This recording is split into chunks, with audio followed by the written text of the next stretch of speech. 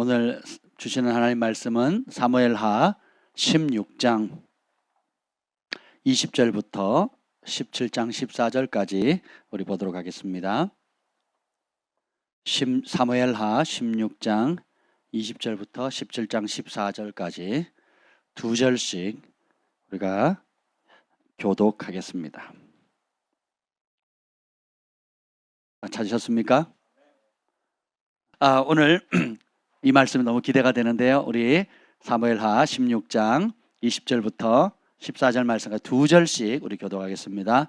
압살롬이 아히도벨에게 이르되 너는 어떻게 행할 계략을 우리에게 가르치라 하니 아히도벨이 압살롬에게 이르되 왕의 아버지가 남겨두어 왕궁을 지키게 한 후궁들과 더불어 동침하소서. 그리하면 왕께서 왕의 아버지가 미워하는 바 됨을 온 이스라엘이 들으리니 왕과 함께 있는 모든 사람의 힘이 더욱 강하여지리다 하니라. 이에 사람들이 압살롬을 위하여 옥상에 장막을 치니 압살롬이 온 이스라엘 무리의 눈앞에서 그 아버지의 후궁들과 더불어 동침하니라. 그때 아히도벨이 베푸는 계략은 사람이 하나님께 물어서 받은 말씀과 같은 것이라. 아히도벨의 모든 계략은 다윗에게나 압살롬에게나 그와 같이 여겨졌더라. 아히도벨이 또 압살롬에게 이르되 이제 내가 사람 12,000명을 택하게 하소서. 오늘 밤에 내가 일어나 다윗의 뒤를 추적하여 그가 고나여 힘이 빠졌을 때 기습하여 그를 무섭게 하면 그와 함께 있는 모든 백성이 도망하리니 내가 다윗 왕만 쳐 죽이고 모든 백성이 당신께 돌아오게 하니니 모든 사람이 돌아오기는 왕이 찾는 이 사람에게 달렸음이라. 그리하면 모든 백성이 평안이이다 하니 압살롬과 이스라엘 장로들이 다 그 말을 옳게 여기더라. 압살롬이 이르되 아렉 사람 후세도 부르라. 우리가 이제 그의 말도 듣자 하니라.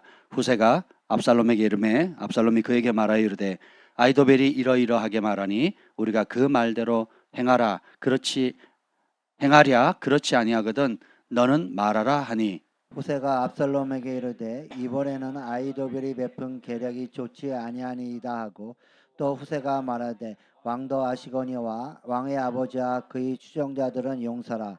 그들은 들에 있는 곰이 새끼를 빼앗긴 것 같이 격분하였고 왕의 부추는 전쟁에 익숙한 사람인즉 백성과 함께 자지 아니하고 지금 그가 어느 굴에나 어느 곳에 숨어 있으리니 혹 무리 중에 몇이 먼저 엎드러지면 그 소문을 듣는 자가 말하기를 압살롬을 따르는 자 가운데서 패함을 당하였다 할지라. 비록 그가 사자 같은 마음을 가진 용사의 아들일지라도 낙심하리니 이는 이스라엘 무리가 왕의 아버지는 영웅이요 그의 추종자들도 용사인 줄 알미니이다. 나는 이렇게 계략을 세웠나이다. 온 이스라엘을 단부터 브엘세바까지 바닷가에 많은 모래같이 당신께로 모으고 친히 전장에 나가시고 우리가 그 만날 만한 곳에서 그를 기습하기를 이슬이 땅에 내린같이 우리가 그의 위에 덮여 그와 그와 함께 있는 모든 사람을 하나도 남겨두지 아니할 것이요. 또 만일 그가 그 어느 성에 들어갔으면 온 이스라엘이 밧줄을 가져다가 그 성을 강으로 끌어들여서 그곳에 작은 돌 하나도 보이지 아니하게 할 것이니이다 하매 다 같이요. 압살롬과 온 이스라엘 사람들이 이르되 아렉 사람 후세의 계략은 아히도벨의 계략보다 낫다 하니 이는 여호와께서 압살롬에게 화를 내리려 하사 아히도벨의 좋은 계략을 물리치라고 명령하셨습니다. 아멘. 성령 하나님 감사합니다. 이 밤에 주님의 말씀 앞에 진리 앞에 생명 앞에 섭니다. 하나님 이 생명의 말씀이 우리의 영혼을 살리고 또 우리의 눈을 밝히고 주님의 뜻과 마음과 계획을 주님의 아름다운 성품을 능히 깨달아 닮아가는 시간 되게 하여 주옵소서. 이 시간에도 믿음의 선한 싸움을 싸우고 있는 우리 믿음의 형제 자매들 윤준현 목사님과 주은혜 자매님과 또 각종 여러 상황 가운데서 하나님 실시간 예배드리는 사랑하는 형제 자매들 가운데 성령님 찾아가 주시고 기적을 행하여 주옵소서. 예수님의 이름으로 기도합니다. 아멘. 따라서 해봅시다. 은혜가 지략을 이깁니다. 오늘 말씀의 제목입니다. 제가 우연히 카톡방에 어떤 분이 그냥 포스팅을 했는데 그냥 제목을 이렇게 올렸어요. 아히도벨의 지략이 이겼습니다 라는 제약이에요. 아히도벨의 지략을 이겼습니다 라는 내용을 그냥 눈으로 이렇게 딱 지나가는 순간 그냥 이 사무엘하 전체 말씀이 그냥 마음에 오기 시작했어요. 그래서 제가 성경을 읽기 시작했습니다. 그래서 때때로 저희 같은 그 말씀을 전하는 종들은 성령께서 그냥 한 단어, 한 문장 어떤 것을 딱 보여줬는데 그것에 대한 그 말씀을 전하라는 감동을 강하게 주실 때가 있거든요. 그래서 제가 이 말씀을 사모하면서 주님께서 어떻게 말씀하실까, 말씀을 전하는 종의 입장이기도 하지만 성령께서 친히 주시는 말씀들에 대해서는 굉장한 사모함을 가지고 연구하거든요. 너무너무 좋더라고요. 그래서 하나님의 은혜가 사람의 탁월한 지략을 이긴다라는 거예요. 아무리 사람이 탁월해도, 아무리 철저한 준비와 정확한 정보와 그리고 그 누구도 추종할 수 없는, 범접할 수 없는 탁월함을 가지고 있다 할지라도 하나님의 은혜와 은총을 이길 수가 없다라는 겁니다. 왜 그런지 오늘 그걸 좀 나누려고 하는데요. 우리 그리스도인들은 하나님의 은총을 받은 자예요. 그래서 바울이 항상 축도할 때, 편지를 마무리할 때, 글을 마무리할 때, 또 시작할 때, 인사할 때도, 마무리할 때도 우리 주 예수 그리스도의 은혜와 평강이 너에게 있을지어다, 넘칠지어다 그러죠. 왜 그러냐면 우리 그리스도인은 은혜로 먹고 사는 사람이에요. 세상 사람들은 자기 노력으로 먹고 살거든요. 그러니까 자기가 노력한 만큼, 그리고 노력하지 않으면, 또 혹은 노력해도 노력한 만큼의 성과를 얻지 못하는 삶을 살아갑니다. 근데 우리 그리스도인들은 주님 앞에서 성실하게 살아갈 뿐만 아니라 우리의 노력과는 견줄 수 없는 하늘의 초자연적인 은총과 사랑과 은혜를 입고 사는 자들이에요. 그래서 우리가 예수님을 믿게 되면 요 근성을 빼는 훈련을 좀 해야 되거든요. 옛날에는 누가 주인이에요? 누가 계획해요? 누가 원하는 방향으로 가요? 누구 뜻대로 돼야 돼요? 누구 뜻대로 안 되면 마음이 상해요. 누구 뜻대로 잘 되면 우쭐합니까? 모든 삶의 중심이 누구예요? 나였거든요. 내 능력, 내 지혜, 내 노력, 그리고 내가 계획한 대로, 내가 원하는 방향으로였어요. 근데 이것이 사람이 보기에는 선해 보이고 또 승리, 영광, 원하는 걸 얻어 보이지만 필경은 사망의 길이나 그렇거든요. 우리가 아무리 노력하고 탁월하다 할지라도 하나님 없는 지혜, 진리 밖에 있는 노력, 진리를 떠난 숭고한 정신, 진리를 떠난 숭고한 노력이라 할지라도 결국은 사망의 길입니다. 근데 많은 사람들이 이걸 인정하지 않아요. 그래서 인기 있는 요즘도 하는지 모르겠는데 세바시, 세상을 바꾸는 15분이? 네, 저는 본 적이 없습니다. TV가 없어서 본 적은 없는데 거기 나오는 분들 보면 정말 감동스럽잖아요. 그리고 각 분야에 귀감이 되는 아주 훌륭한 분들이 나오시잖아요. 되게 공통적인 그런 감동 주는 여러 영역들이 있죠. 그래서 정말 우리가 본받을 것도 있고 또 그런 어려운 역경을 이기고 감동스럽게 많은 사람들이 귀감이 되는 사람도 있습니다. 그것은 그렇다 할지라도 혼의 영역에 멈출 수밖에 없다는 거예요. 사람은 그 영역에 짠합니다. 눈물을 쏙 빼요. 그 시나리오를 누가 씁니까? 시나리오 작가가 따로 써줘요. 그 말은 뭐냐면 청중들의 코드에 맞게끔 각색하는 거거든요. 그 사람의 실제 사람이 그런지 아닌지는 모를 일이에요. 실제보다 더 할 수도 있고 실제보다 더 못할 수도 있지만 목적은 똑같아요. 청중들에게 감동을 줘서 짠하게 만들도록 해서 시청률 올리는 거거든요. 그래서 방송 PD, 시나리오 모든 작가들의 목적은 안 합니다. 뭐예요? 시청률 올리는 거예요. 시청률. 정치인들이 인기 올려서 자기 지지율을 올리려고 목숨을 걸듯이 또 물건을 파는 상인들이나 사업가들은 그 물건을 어떻게든 팔아든지 수익을 얻기 위해서 노력하는 것처럼 방송에서 나오는 그렇게 짠하는 것들은 시청률 높이기 위한 방편에 지나지 않는다는 겁니다. 물론 그중에는 분명한 목적과 또 선한 뜻을 가지고 의미 있는 길을 가지고 노력하는 사람도 적지 않지만 보편적인 원리가 그렇다라는 것입니다. 오늘 이 사무엘하 이야기를 보면 다윗이 그 아들 압살롬의 반역을 통해서 맨발로 도망치는 상황이 생겼어요. 압살롬이 형제를 죽이잖아요. 자기 친동생을 겁탈한 다른 형제를 죽여버리고 도망가거든요. 이 요압 장군이 화해를 해서 결국 다시 은총을 베풀어서 예루살렘에 오게 하고 또 그리고 다시 또 은혜를 베풉니다. 왕을 아련할 수 있도록 해주고 또 그 다음에 그랬더니 이 압살롬이 어떤 행동을 하냐면 왕 앞에 재판을 가려고 하는 사람들을 중간에 낚아채게 합니다. 그래가지고 몇 년 동안 사람들의 마음을, 백성들의 마음을 자기에게 돌려요. 그리고 백성들과 왕 사이에 마음을 이간질시킵니다. 여러분 기억하셔야 돼요. 오늘 등장하는 압살롬과 또 그 아히도벨이라고 하는 최고의 지략가가 있어요. 이 아히도벨의 지략은 어느 정도로 탁월하냐면 우리 23절 읽어보겠습니다. 16장 23절. 그때 아히도벨이 베푸는 계략은 사람이 하나님께 물어서 받은 말씀과 같은 것이라. 아히도벨의 모든 계략은 다윗에게나 압살롬에게나 그와 같이 여겨졌더라. 아히도벨은 한 나라의 최고의 지략가예요. 삼국지로 말하면 제갈공명이에요. 제갈공명. 최고의 탁월한 지략가였어요. 근데 이것이 이 사람이 그냥 단순히 똑똑한 수준이 아니에요. 다윗은 선지자죠. 그렇잖아요. 그리고 성령의 사람입니다. 하나님의 기름 부음 받은 종이에요. 성령의 사람이고 직접 음성을 듣기도 하고 선지자이기도 하고 또 주변에 선견자라는 많은 친구들도 있어요. 그러니까 영적 세계를 굉장히 아는 사람이고 하나님의 보호자를 본 사람이에요. 하늘의 지략이 뭔지, 하늘의 계시의 세계가 뭔지를 알아요. 그 다윗이 치러 갈까요, 말까요? 그럼 어떻게 칠까요? 하는 전략을 다윗도 하나님께 받아서 전쟁에 나가잖아요.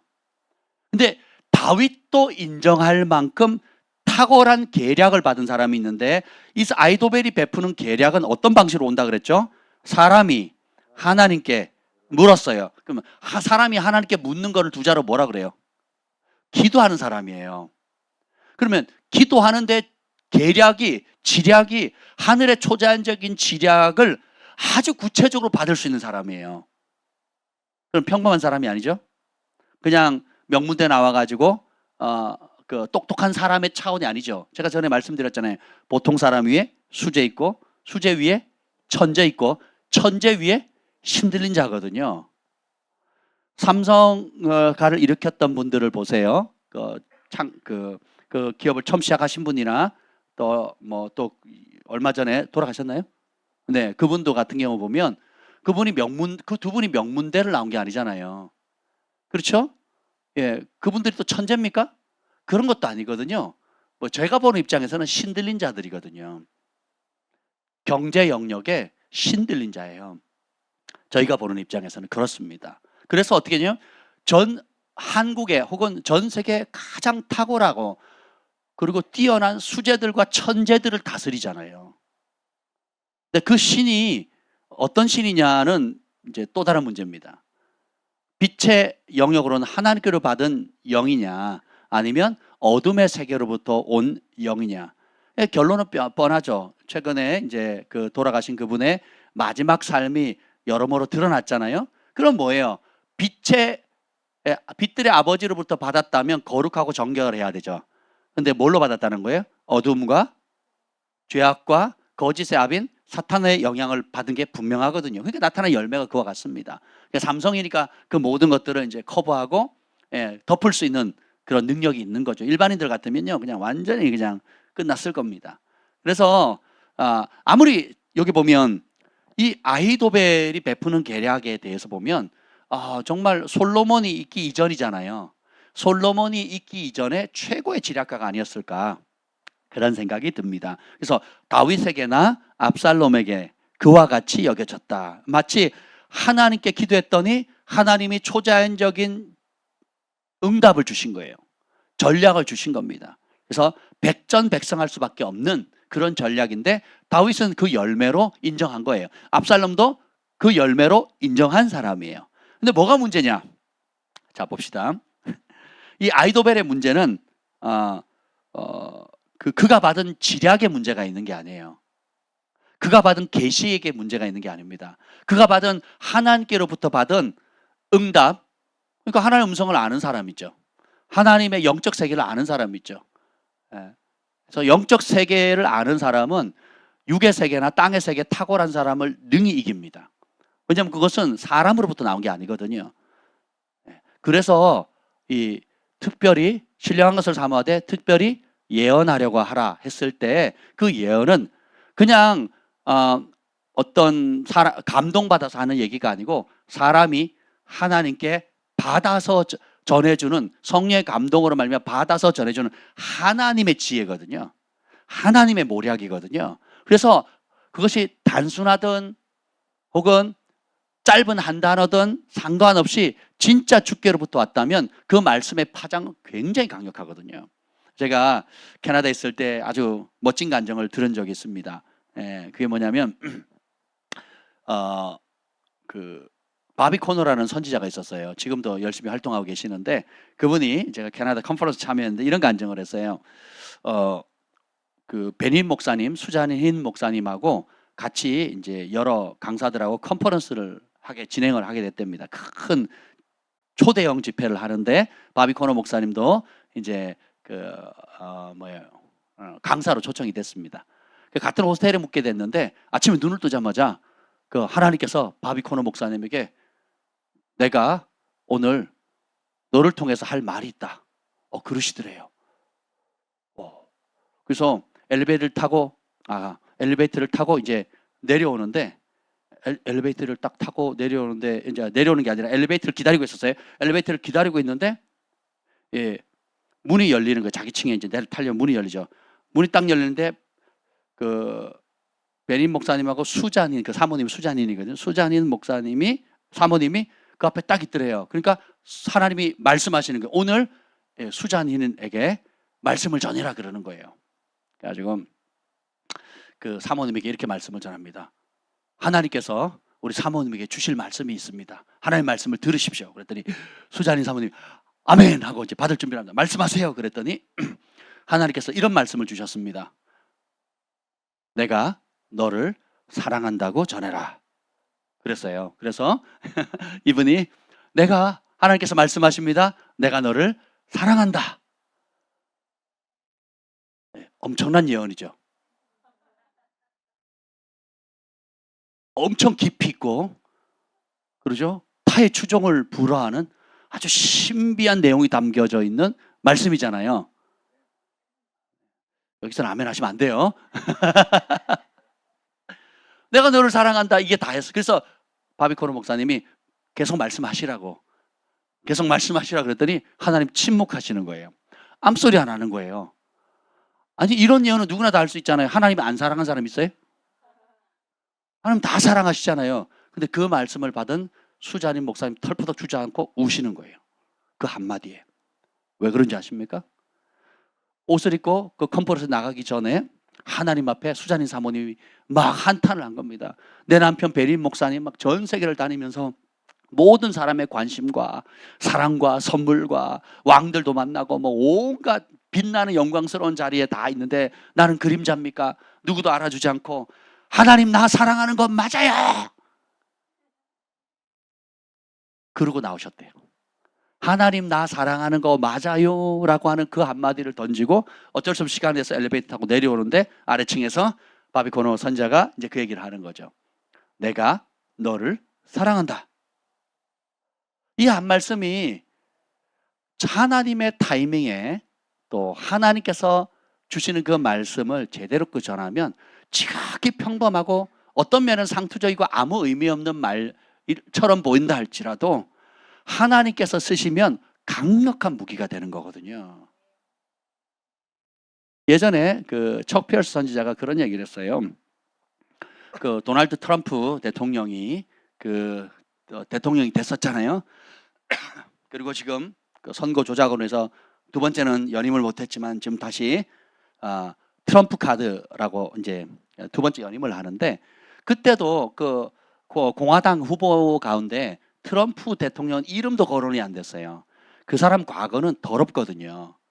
그 사람이 예수님을 알기 전에 과거 생활이 굉장히 지저분했거든요. 근데 어쨌든 그가 하나님께 돌아와서 그 사람처럼 그런 정치인이 없어요. 요셉처럼 다니엘처럼 다윗처럼 하나님의 진리를 수호하기 위해서 물불 안 가리고 그냥 내가 예수님을 믿습니다 하는 차원에 끝나는 게 아니라 법을 다 바꿔버리는 거예요.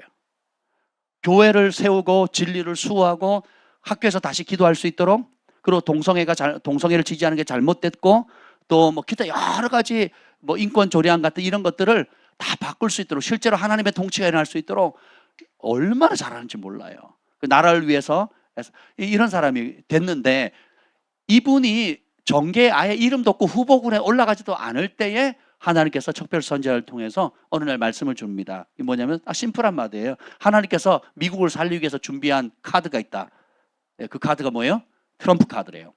우리는 화토 세대라 도리지 꽃덩이에 고도리밖에 모르는데, 웃는 사람들은 이 범인들이에요. 이게 전과가 있는 분들이에요. 근데 안 웃는 분들은 뭔 소리래 그럴 거예요. 근데 미국 사람들은 우리 한국 사람의 화투와 같이 그 카드 놀이를 하잖아요. 그 카드 여러 왕들의 모양이 있는데 그 카드 중에 저도 잘 모릅니다. 그 카드 중에 하나가 이제 트럼프예요, 트럼프. 근데 하나님이 미국을 살리기 위해서 예비한 카드가 있는데 트럼프 카드다라고 얘기를 했는데, 그걸 예언한 뒤 몇 년 뒤에 트럼프가 등장한 거예요.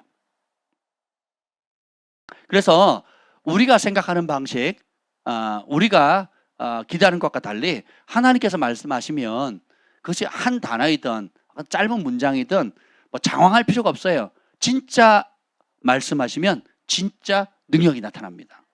그래서 여러분들이 기도할 맛을 갖는 거예요. 어느 날 저희 어머니가 아버지한테 핍박을 많이 받았습니다. 아버지가 강원도 태백 그 광산에서 17만 17년 일하셨고 19년 동안 일하시고 이제 이제 은퇴하시고 울산에 가셨는데 전세살이를 하는 거예요.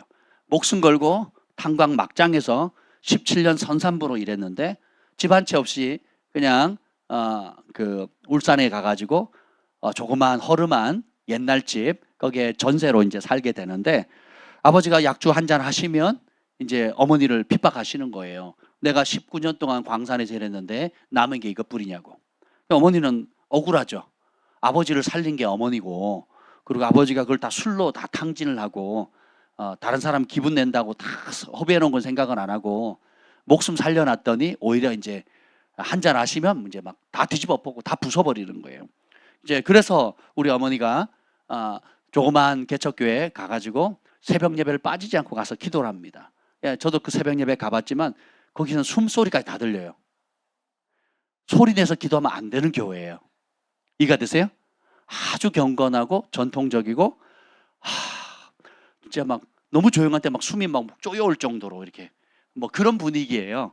저는 소리 내서 기도하다가 민망해서 입 다물었다니까요. 제가 목회자인데도 그 분위기에서는 도저히 기도할 수 없는 거예요. 기도하면 그 도서관에서 큰 소리로 노래 부르는 것 같은 뭐 이런 분위기예요. 그 교회 전체적 분위기가. 그래서 그냥 조용히 묵상하다 왔는데, 제 어머니가 그 교회를 이제 아주 오랫동안 이제 섬기셨습니다. 근데 어느 날 너무 아파가지고 이제 마음이 상해서 하나님 앞에 기도하는데 음성이 들어. 혼자 지금 아무도 기도 안 합니다. 새벽 예배 끝나면 다 사라지고 저희 어머니만 남아 계셔요. 그래서 조용히 이제 기도하시는데 거기 너무 조용해요. 그러니까 머리카락 떨어지는 소리가 들린다니까요. 그런 교회예요. 그리고 사람도 없고. 근데 뒤에서 큰 소리가 나더래요. 집을 사라 그러더래요. 돌아봤대요. 활짝 놀래가지고 아무도 없더라는 거죠. 이상하다 그러고 있는데 또 집을 사라 그러더래요. 딱 돌아보니까 아무도 없어요. 아무도. 그래서 너무 이상하다고 내가 헛것을 들었나 이제, 그리고 이제 그날 같은 교회 집사님을 만났습니다. 만나가지고 내가 새벽에 기도하는데 누가 뒤통수에 대고 집을 사라고 큰 소리 얘기했는데 난 그게 뭔 소리인지 모르겠다. 난 집을 살 수도 없고 뭐 집을 살 돈도 없고 나 집 때문에 지금 너무 스트레스를 받고 있는데, 그렇다고 얘기를 했더니 그 집사님이 내가 도와주겠다는 거예요. 어떻게 도와줄 건데요? 경매를 해보라는 거예요. 내가 경매를 아는데 경매를 해보래. 그래서 아니 나는 경매에 대해서 모른다고. 걱정하지 마라고. 내가 알아보겠다고. 그래서 알아봤어요. 그래서 한 4천만 원짜리 무슨 허름한 오래된 그 빌라 같은 그거를 하나 발견했습니다. 그래가지고 그 4천만 원 정도면 그 조그만 두 분이 사시기에 조그만한 빌라일 거예요. 대진 빌라네요. 빌라를 하겠다고. 예, 그래서 하겠냐고 그랬더니 나 돈이 없다고. 돈이 하나도 없다고 그랬더니 걱정하지 말라고. 내가 되겠다고. 보세요. 그 집사님이 경매를 하고 그 집사님이 찾고 그 집사님이 돈을 댔어요. 그 집사님 부자도 아니거든요. 그냥 동네 이웃 그냥 평범한 시골 아주머니시거든요. 근데 보세요. 그래가지고 돼버렸어요. 그래가지고 4천만 원인가 하여튼 뭐 인수하는데 한 5천만 원인가 들었어요. 그 동생이 조금 도와가지고 모자란 돈 도와가지고 저는 그때 뭐 진짜 완전히 바닥을 치고 있었기 경제적으로 바닥을 치고 있었기 때문에 도와드리질 못했습니다. 근데 결국은 그 집을 샀습니다. 할렐루야. 그래서 그게 어디냐면 울산에 있는 태화강 강둑 바로 옆에 있는 빌라인데요. 거기가 이제 지금은 재개발돼 가지고 고층 아파트를 짓는데요. 저희 어머니가 투기하시는 분인가요? 경매꾼이신가요? 그렇지 않거든요. 근데 보세요. 남편에게 핍박받고 그리고 온갖 육체적 학대와 정서적 학대와 정신적인 학대를 받고 가정을 지키셨거든요. 근데 사람의 지혜로 할 수 없는 무엇, 그리고 본인은 그런 세계가 있는지도 몰랐는데 무엇만 했습니까? 누구 앞에 나갔어요? 한 번, 두 번 나간 게 아니라 매일 나가는 거예요. 매일 나가서 기도는 안 하는 거예요. 나는 살 만큼 살았으니까 내가 작은 교회를 위해서 먹이고 입히고 섬기는 거, 그리고 이렇게 기도하는 걸 통해서 우리 아들들 잘 되게 해달라고, 목회하는 우리 박 목사님 잘 되게 해달라고, 내가 받을 상을 우리 자녀가 다 받게 해달라고 요렇게만 기도하신대요. 지금도. 그렇죠? 그러니까 무슨 집을 놓고 기도한 적도 없으시고 그럴 꿈을 꿔본 적도 없으신 분이거든요. 근데 하나님께서는 우리가 생각하는 것, 구하는 것에 넘치도록 하시잖아요. 그래서 자기 돈 하나도 안 드리고 그 소개해 준 집, 그냥 말씀을 하나님께 들은, 새벽에 기도하다가 들은 하나님의 말씀을 그냥 간증한 것 뿐이었어요.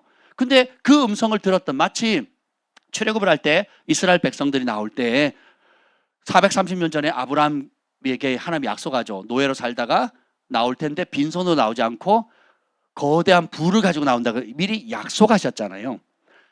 그래서 이스라엘 백성들이 나올 때 안 보내주니까 하나님께서 10개 재앙을 쏟아붓죠. 그러니까 전에는 안 보내주겠다 하는 사람들이 이제 어떤 방법을 보여줘요? 뭘 해주면 나갈래? 이거예요. 어떻게 해주면 나갈 거니? 니네가 여기 같이 있다가는 우리 애굽이 초토화되겠다, 다 무너지겠다, 망가지겠다, 살아남을 사람 하나도 없겠다. 장자들이 죽었으니까 이제는 둘째, 셋째, 누가 죽을지 모르잖아요. 그 하나님께서 두려움을 불어넣으니까 430년 전에 말씀하셨던 그 말씀 그대로 하나님께서 모세에게 이렇게 얘기합니다. 백성들에게 전하라. 뭐라 그래요? 이웃들에게나 옆집에게 아무한테나 애굽 사람들에게 가서 너희가 원하는 옷, 금은, 보화를, 희귀 보석들을 달라고 해라. 말이 돼요, 안 돼요? 여러분 주변에 가장 잘 사는 집에 가가지고 문을 두들기세요. 두들기면서 왜 왔냐 그러면 하나님께서 말씀하셨습니다. 이 집에는 가장 진귀한 보배들과 각종 좋은 옷들, 고가품의 옷을 저에게 주십시오. 그러면 경찰이 올 겁니다. 여러분 성경을 너무 가볍게 읽죠. 그리고 너무 그냥 신비하게, 그때 고대에 무슨 우리가 미녀와 야수, 뭐 동화 이야기 읽듯이 읽을 때가 있거든요. 그렇지 않습니다. 예수님이 예루살렘 입성할 때 나귀도, 남의 나귀를 그냥 풀어와라. 왜 가져가냐 그러면 주가 쓰시겠다 하라. 주가 쓰시겠다 말씀을 전하라는 거예요. 그러면 그 하나님의 말씀은 태양을 만들었고 그 말씀으로 우주가 만들었고 그 말씀이 자연 만물이 생성되었던 것처럼 하나님께로 진짜 듣고 진짜 들은 말씀을 믿음으로 진짜 전하면 초자연적 역사가 일어나는 겁니다. 모든 원리가 똑같아요. 근데 이 아히도벨은 그런 지략을 받았습니다. 솔로몬처럼. 근데 뭐가 문제예요? 뭐가 문제일까요? 자 봅시다. 17장 2절을 봅시다. 아히도벨이 이제 도망친, 그러니까 지금 상황이 어떻게 되냐면 맨발로 도망치고 있거든요.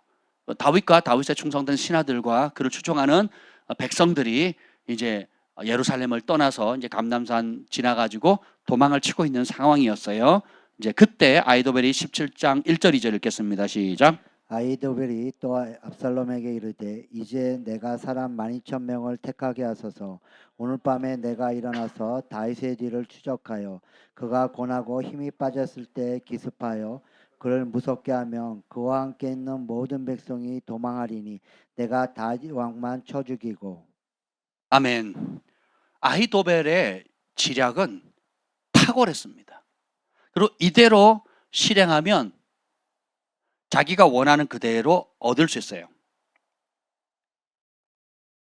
100% 정확할 뿐만 아니라 아주 구체적이고 치밀합니다. 그리고 그것을 남에게 맡기지도 않아요.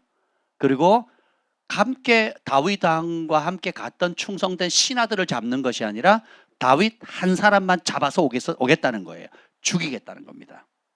자, 여기서 문제가 생깁니다. 우리가 이 아히도벨이 받은 지략과 전략은 누가 주신 거예요? 하나님이 주셨거든요.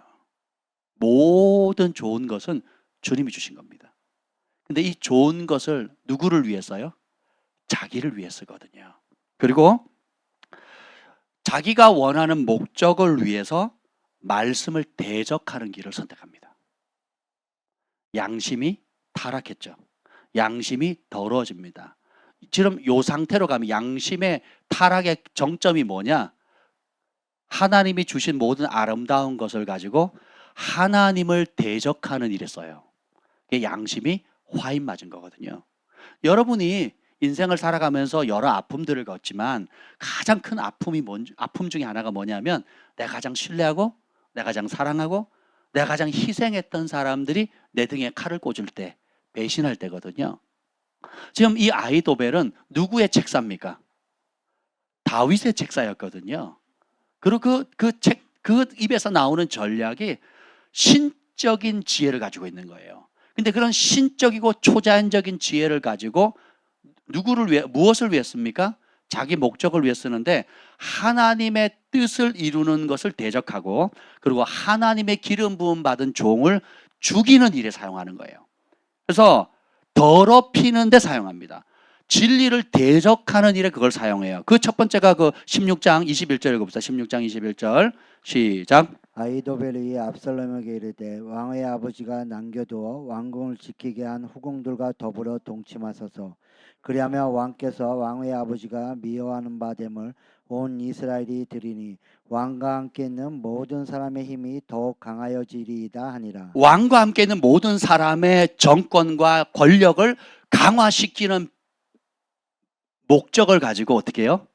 하나님께서 금하신 가정을 파탄시키고 부부관계를 깨고 그리고 아들과 아버지의 관계를 이간질시키고 그리고 아들과 아버지의 관계를 다시 건널 수 없는 강으로 만들 수밖에 없는 아주 더럽고 추악하고 간교한 계략을 쓰거든요. 그래서 이것을 행하게 되면 어떻게 돼요? 백성들 앞에서 왕궁의 제일 높은 곳에서 백성들이 다 보는 앞에서 하라는 거예요. 그러면 백성들은 뭐라고 생각하겠어요? 다윗 왕보다 더 센 권력자가 나타났구나 라고 생각하는 거예요. 이제는 다윗 왕이 한물 갔구나, 늙었구나, 힘 빠졌구나, 이빨 빠진 호랑이구나, 실세는 그 아들이 됐구나. 이 압살롬은요 정수리부터 발끝까지 흠이 하나도 없다 그랬어요. 아주 잘생긴 인기 스타예요. BTS를 능가하는. 웃으셔야 되는데 너무 경건하신 분들이라 BTS를 능가하는 인기를 가지고 있는 왕자 중에 왕자거든요. 근데 보세요. 아히도벨이 쓰는 계략이 무엇입니까? 정확하고 확실하지만 더럽히는 데 쓰거든요. 이간질하는 데 쓰거든요. 그 목적이 뭐예요?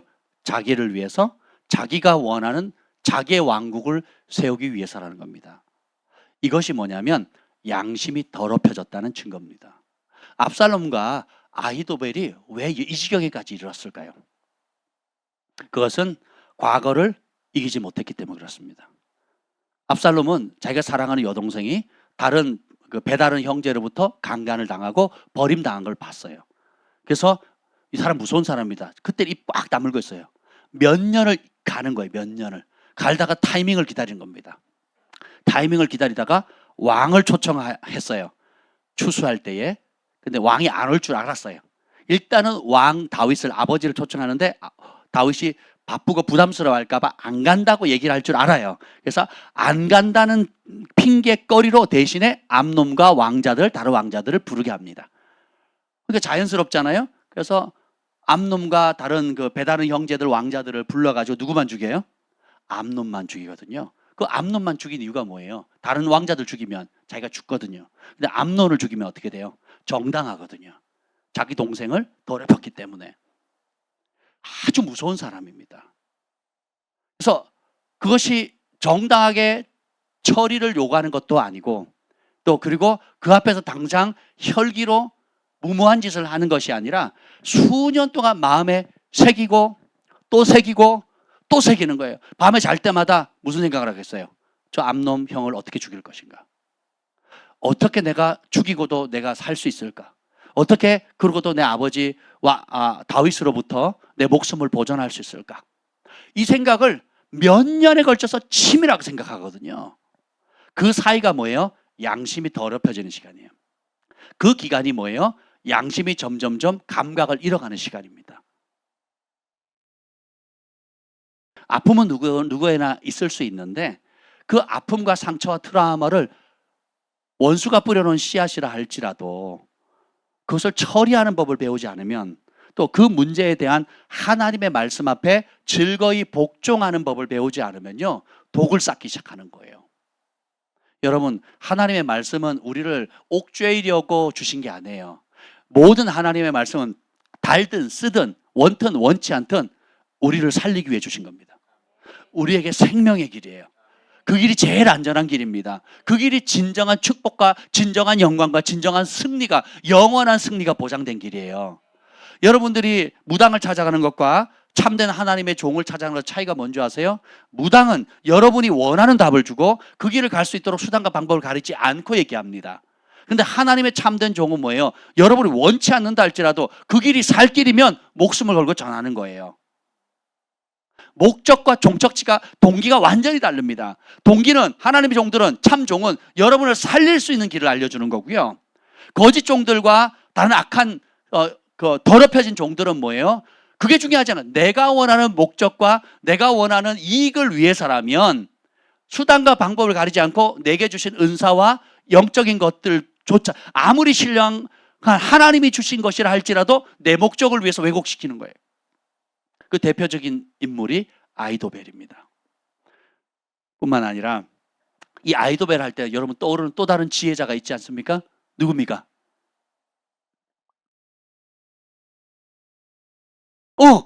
경진스. 할렐루야. 우리 경진이가요, 설교 말씀 얼마나 많이 듣는지 몰라요. 예배도 안 빠지고 올 뿐만 아니라 유튜브에 그 녹화된 걸 밤이고 낮이고 밤이고 듣고 댓글도 얼마나 잘 다는지 몰라요. 전도서 한번 보겠습니다. 전도서. 잠언 다음에 전도서.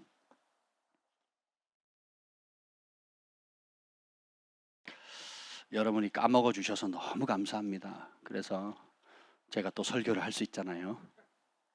다 기억하시면 어떡하겠어요? 전도서 2장.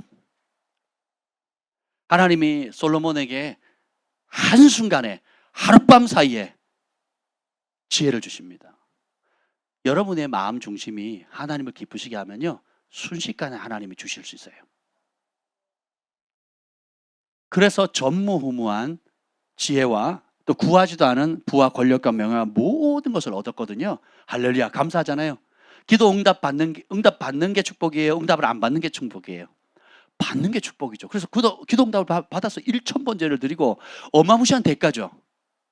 성경에 창세기부터 요한계시록까지 1,000번제를 드린 인물이 있습니까? 없습니까? 왕자라 할지라도 1,000마리의 황소를 드리는 게 쉬운 일이 아니에요. 그러니까 제가 늘 말씀드리잖아요. 사람을 감동시키는 차원의 섬김과 희생과 그 극단적인 그 사랑의 헌신이 없으면 여러분은 하늘을 감동시킬 수가 없어요. 반대로 여러분 진짜 마음을 예수님이 진리구나, 하나님이 전부시구나 라는 깨달았다면 그냥 마음으로만, 머리로만, 생각으로 하는 것이 아니라 진짜 행동으로, 진짜 그 내가 받은 사랑을 깨달은 만큼, 그 은혜에 감사하는 만큼 향유를 깨뜨리는 그 300단의 향유를 깨뜨리는 여인처럼 성경에 등장하는 자기 상황과 여건과 신분과 경제적 규모나 사회적 위치와 신분이 다 다르다 할지라도 극단적인 헌신들을 통해서 극적인 결과를 초래한 사람들의 본을 받으셔야 돼요. 아멘. 그래서 솔로몬이 이렇게 한순간에 받았단 말이죠. 근데 이 받은 걸 가지고 이놈이 어떻게 쓰는지 한번 봅시다. 2장 1절 시작. 나는 내 마음에 이르기를 자 내가 시험 삼아 너를 즐겁게 하리니 너는 낙을 누리라 하였으나 보라 이것도 헛되도다. 자, 어디로부터 출발합니까? 나는 내 어디? 마음으로부터예요. 하나님께서 외모를 보지 않고 마음 중심을 보신다 그랬죠. 그렇죠? 그래서 내 마음에 이르기를 내가 시험 삼아 너를 즐겁게 하리니 너는 인생의 낙을 누리라. 그러니까 삶의 목적을 뭘로 삼은 거예요? 낙이에요. 좀 나쁘게 표현하면 쾌락인 거예요. 쾌락. 각종 형태의 나를 즐겁게 하는 삶, 나 중심적인 삶을 살아보리라 라고 생각했어요. 그래서 4절 읽어봅시다. 나의 사업을 크게 하였노라. 내가 나를 위하여 집들을 짓고 포도원을 아멘. 일으키며. 자, 첫 번째 이제 돈 버는 맛. 그리고 큰 어떤 건축이나 집을 짓거나 포도원을 가꾸거나 또 사람들이 할 수 있는 정원을 가꾸거나 할 수 있는 사람들 보기에 우와 솔로몬의 궁전, 우와 솔로몬의 포도원, 우와 솔로몬의 그 계단, 그리고 옆에 이 팔걸이 사자상으로 되어 있는 팔걸이 붙어져 금으로, 그러니까 삐까번쩍하게 보기 좋도록 하는 이 모든 걸 사업을 크게 하는 게 문제가 아니라 그 크게 하는 목적이 누구를 위해서? 나를 위해서. 누가? 내가 하는 거예요. 여러분 이게 빠지셔야 돼요. 내 사업, 내 새끼, 내 인생, 내 노후, 주어가 나인 사람은 멸망의 길로 가는 겁니다. 근데 이따가 보겠지만 다윗은 주어가 항상 하나님이에요. 하나님이 높이시면 높아질 거고 하나님 낮추시면, 시므이가 저주할 때 다윗이 뭐라 그럽니까? 아비새 아들 그 아비새가 이렇게 합니다. 말씀만 하십시오. 단칼에 베버리겠습니다. 그럽니다. 그때 시므이가 자신을 저주하는 그 시므이를 왕을 저주하는 그 시므이를 향해서 뭐라 그럽니까? 내버려 둬라 그러거든요. 하나님이 은혜를 베푸시면 내가 다시 돌아올 거고, 하나님이 이 일을 행하신 거라면 나는 거기에 합당히 처벌을 받겠다는 거예요. 내가 낳은 아들도 나를 죽이려고 하는데 남이 나를 저주하는 것은 문제거리도 안 된다는 거예요. 다윗이 처단할 능력이 없었던 것도 아니고 자기 손에 피 묻을 필요도 없음에도 불구하고 사울 왕을 대했던 그때 그 마음 그대로예요. 여호와의 기름 부은 종을 내가 손을 댈 수 없다. 하나님이 금하시는 거다 한 것처럼 자기가 지금 굴욕적으로 맨발로 칼을 피해서 백성들을 수치스럽게 왕이 맨발로, 여러분 그 감람산 가보셨습니까? 맨발로 못 다닙니다. 감람산 안 가보셨죠? 가보세요. 골짜기거든요. 예루살렘 성전과 골짜기와 감람산이에요. 산을 여러분 여기 가까운 산, 아니 여기 가까운 산이 아니죠. 여기 올림픽 공원 맨발로 다니시면 어떻습니까? 건강이 좋아요? 얼마나 다급하고 얼마나 처절하고 얼마나 마음이 상했으면 전부 다 왕이 맨발로 울면서, 백성들이 보는 앞에서 울면서 가거든요. 원수가 쫓았더라면 서글프지는 않을 텐데 자기가 낳은 친자식, 자식들 중에 제일 아끼고 뭐 정수리부터 발까지 흠이 없었고 너 왜 그랬니라고 싫은 소리 한 번도 안 하고 키운 아이였거든요. 어디 갔어? 지후가 칼을 들어서 아버지 등을 칼을 꽂은 거예요. 그러니까 아버지가 한 번 꽂히더니 도망가자 그러고 맨발로 울면서 가고 있는 거예요. 한번 생각해 보세요. 어떡하겠냐고요. 방법이 없죠. 그런데 뭐라 그럽니까? 그때도 이 시므이 나쁜 놈의 새끼 10원짜리 100원짜리 하지 않고, 그때도 주어가 뭡니까? 하나님이 나를 낮추시면 누가 맞겠냐 이거예요. 또 이렇게 합니다. 하나님이 혹 이렇게 시므이가 한 그 저주 때문에 나를 불쌍히 여기시면, 이렇게 얘기를 합니다. 여러분 원수가 여러분을 저주하고 조롱하고, 여러분 잘 될 때는 옆에서 사바사바사바 하다가 여러분이 안 되면 막 더 도와주는 게 아니라 더 막 짓밟잖아요. 세상 사람들은 막 더 짓밟잖아요. 그럼 막 속에 막 울분이 일어나죠. 이런 배신을 때려 이런 나쁜 놈들하고 내가 보복할 마음을 갖잖아요. 암논이 그 보복하는 마음을 처리를 못한 거거든요. 아히도벨도 성경에는 등장하지 않았지만 그 아픔과 상처를 처리하지 못한 아픔과 상처들이 분명히 있었을 겁니다.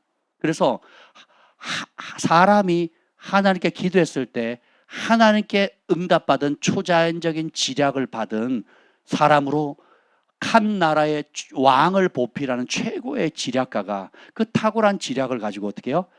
왕과 왕자를 이간시키고 왕자를 죄악으로 더럽히고 아버지의 첫 첩들을 타락시키고 그리고 그것을 온 백성들이 보게 하고 그것도 모자라서 자신의 주군인 평생 모셔왔던 자기를 그 왕의 책사로 그렇게 높인 다윗을 죽이는데 1만 2천 명의 병사만 붙이면 내가 가서 단칼에 딴 사람 죽이지 않고 다윗 왕 그 사람만 죽이겠다고 말하거든요.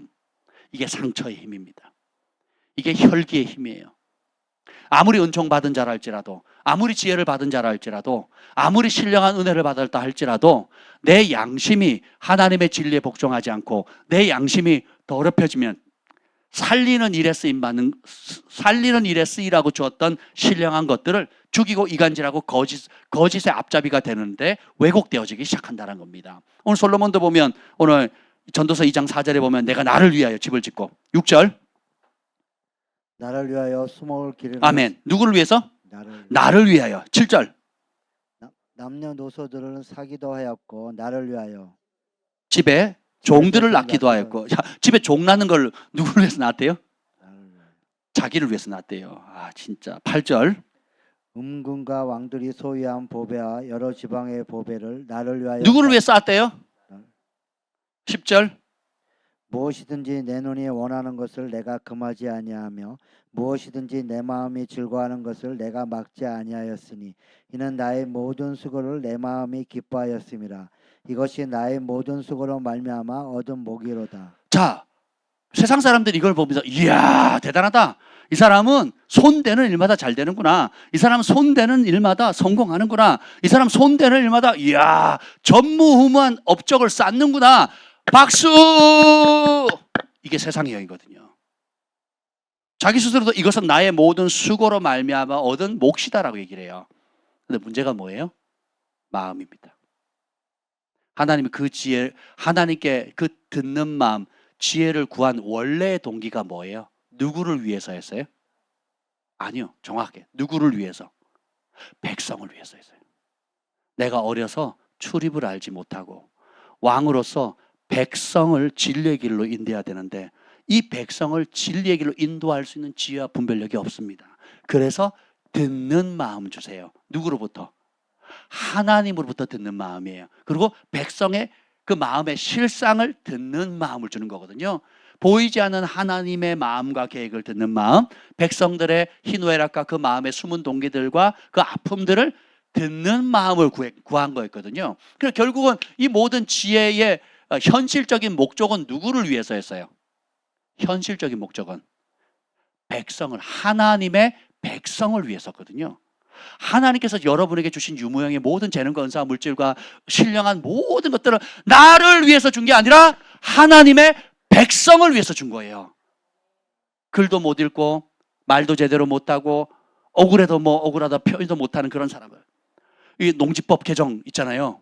연락이 왔습니다. 정부에서 저한테. 제가 2번이나 기고문을 국민신문고에 올렸거든요. 예, 답이 왔습니다. 전면 폐지. 그래서 다시 처음부터 다시 보겠다고. 할렐루야. 국민신문고 좋습니다. 정부가 백성의 마음을 현실상을 들으려고 하는 거거든요. 저는 그래도 젊은 사람이고 인터넷을 할 수 있기 때문에 표현이라도 하잖아요. 가평 가보세요. 제가 그 노인정 어르신들 모임에 2번 갔다 그랬잖아요. 어버이날 기념행사에 초대받아서 갔고 또 누가 새로 이사 오셔가지고 마을회관에 2번 갔는데 평균 연령 70세입니다. 70세. 인터넷 접속을 못합니다. 억울해도 억울하다는 말을 못하는 사람들이거든요. 근데 하나님께서 솔로몬에게 그런 백성들의 상황들을 살피고 돕고, 눈이 있어도 보지 못하고 귀가 있어도 듣지 못하고 손발이 있어도 어떻게 할지 모르는, 일어서도 못해 걷지 못하는 이런 그 불의와 억울함을 당하는 사람들의 마음을 헤아리라고, 공의롭게 재판하라, 그 은혜를 주십시오라고 구했더니 그것이 하나님의 마음을 기쁘시겠잖아요. 그래서 하나님 뭐라면, 네가 너를 위해서 너의 원수를 멸하거나 너를 위해서 부귀 영화를 구하지 않고 내 백성을 위해서 구한 그것이 너무 흡족하다. 그래서 네가 구하지 않은 명예와 부와 재물과 전무후무한 지혜를 주리라. 본심이거든요. 본심. 여러분, 주님 처음 만났을 때, 예수님의 보혈로 씻김을 받고 하나님 사랑을 알았을 때 가졌던 그 첫사랑의 헌신, 그게 본심이거든요. 그 본심을 주님께서 받으시고, 그래? 그럼 내가 맡겨보지. 안 그래도 내가 그럴 사람 찾고 있었는데, 안 그래도 다윗의 마음과 같이 내 마음에 합한 사람을 찾고 있었는데, 다윗에게 수십 명의 아들들이 있었지만 네가 인간적으로는 제일 배경이 없지만 네 마음이 합하다. 그래서 어떻게 해요? 전무후무한 지혜를 주리라. 아멘 하고 받았어요. 손댈 일마다 성공했어요. 근데 마음의 동기가 뒤틀어졌죠. 아히도벨과 똑같습니다. 어떻게 합니까? 누구를 위하여? 자기를 위해서요. 그리고 이 아히도벨은 자기를 위해서가 넘어서서 뭐예요? 압살롬을 위해서예요. 압살롬이 어떤 사람입니까? 아버지를 대적하는 사람이거든요. 쉽게 약속 있는 첫 계명, 내 부모를 공경하라는 그 말씀을 정면 배치하는 거예요. 그래서 단순히 그냥 한 사람을 미워하는 차원에 끝나는 것이 아니라 진리의 하나님 말씀을 대적하는 원수의 앞잡이가 되는 겁니다. 그것을 온 백성, 이스라엘 전 백성이 보는 앞에서 하라고 누가 지략을 냅니까?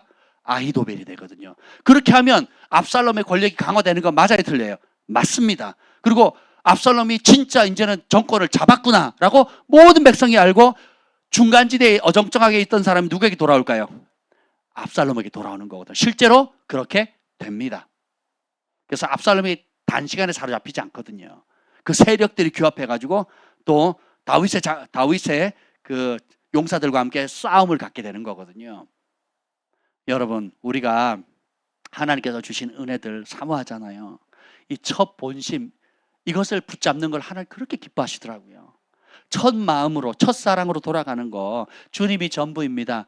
주님을 위해서, 주님이 맡겨준 백성들을 위해서, 저 죽어가는 영혼들을 위해서, 열방에 아직도 복음을 듣지 못하는 수많은 영혼들을 위해서, 북녘 동포들을 위해서, 북한의 지하교회를 위해서, 중국의 지하교회를 위해서, 그리고 각 나라의 우상으로 고통받고 있는 일본의 사람들, 그리고 동남아, 아프리카, 그리고 북유럽, 서유럽, 동유럽, 그리고 북아메리카, 남아메리카, 중미까지 전 세계에 내가 그 예수님이 필요하다면, 하여튼 그 예수님이 필요하고 예수님을 기다리고 있는 수많은 사람들이 있잖아요. 그래서 사업을 주시고, 그래서 재정을 맡기시고, 그래서 지혜를 주시고, 교육가가 되게 하시고, 온갖 영역, 중보자가 되게 하시고, 영역별로 하나님께 세우시잖아요. 그 본심에 원래 주님을 만났던 그 자리로 돌아가라는 거예요. 어떤 사람은 명예를 주십니다. 사회적 위치를 줘요. 사회적 영향력을 주거든요. 사람들이 아유 성공했네, 장가 잘 갔네, 시집 잘 갔네, 아유 됐네. 그래서 이것은 나의 모든 수고로 말미암은 몫이다. 아이고. 근데 주님 뭐라 그래요? 자기를 위해 쌓았다 그랬죠. 야고보서는 너희가 화 있을진저 너희가 말세에 재물을 쌓았다 그랬거든요. 재물을 얻는 건 복이에요. 쌓는 건 저주입니다. 다시 말씀드려요. 재물을 얻는 건 복이에요. 쌓는 것은 저주예요. 그러면 다 쓰라는 얘기인가? 또 그것도 아니죠. 의인은 뭐예요? 종일토록 구워주고 나누어줘도 샘솟는 은혜가 있거든요. 하나님이 계속 공급해주는 은혜가 있어요. 왜 그러냐? 주인이 원하시는 데에 원하시는 방법으로 원하시는 분량으로 원하시는 그 일에 쓰니까 주인이 계속 공급해 주시는 거예요. 그래서 다 끊임없이 솟아나는 영혼의 샘물이 됩니다. 다 마르지 않는 샘물이 되는 거고요. 그런데 쓰지 않으면 어떻게 돼요? 썩거든요. 저수지가 되고 웅덩이가 되어버리는 거예요. 좀 크면 저수지, 작으면 웅덩이가 되는 거예요. 저수지, 웅덩이의 공통점 뭡니까? 흘려보내지 않으니까 썩어요. 악취나요? 더러워지거든요. 그런데 강물은 어떻게 돼요? 맑죠? 마실 수 있죠? 계속 흘러가잖아요. 공급도 받은 대로, 받은 그대로 흘려보내는 거예요. 그러니까 복된 삶. 여러분은 웅덩이와 저수지의 삶으로 부름받은 게 아니에요. 자기를 위해서 쌓는 삶. 솔로몬이라 할지라도. 그래서 예수님 뭐라 그럽니까? 드레핀 이 꽃. 이 꽃 너무 보이지 않습니까? 어제 우리 그 클라라 선교사님 우리 붐학교 한다고 왔는데 뭐 이게 2개 봤어요. 그 뒤에 그 영수증도 따라왔더라고요. 제가 봤어요. 금액이 얼마인지. 다 비싸요. 이게 보기에 즐거운데 생각보다 비쌉니다. 근데 보니까 막 성전이 환해졌잖아요. 화났다고 하시면 안 돼요. 환해졌어요. 감사하죠. 근데 보세요. 솔로몬이 얻었던 그 모든 부귀 영화, 모든 평생에 누렸던 것이 이 꽃 하나만도 못하대요. 이 꽃 하나만도 못하대요. 이게 우리 인생입니다. 그런데 솔로몬이 평생 누렸던 부귀 영화가 크겠어요?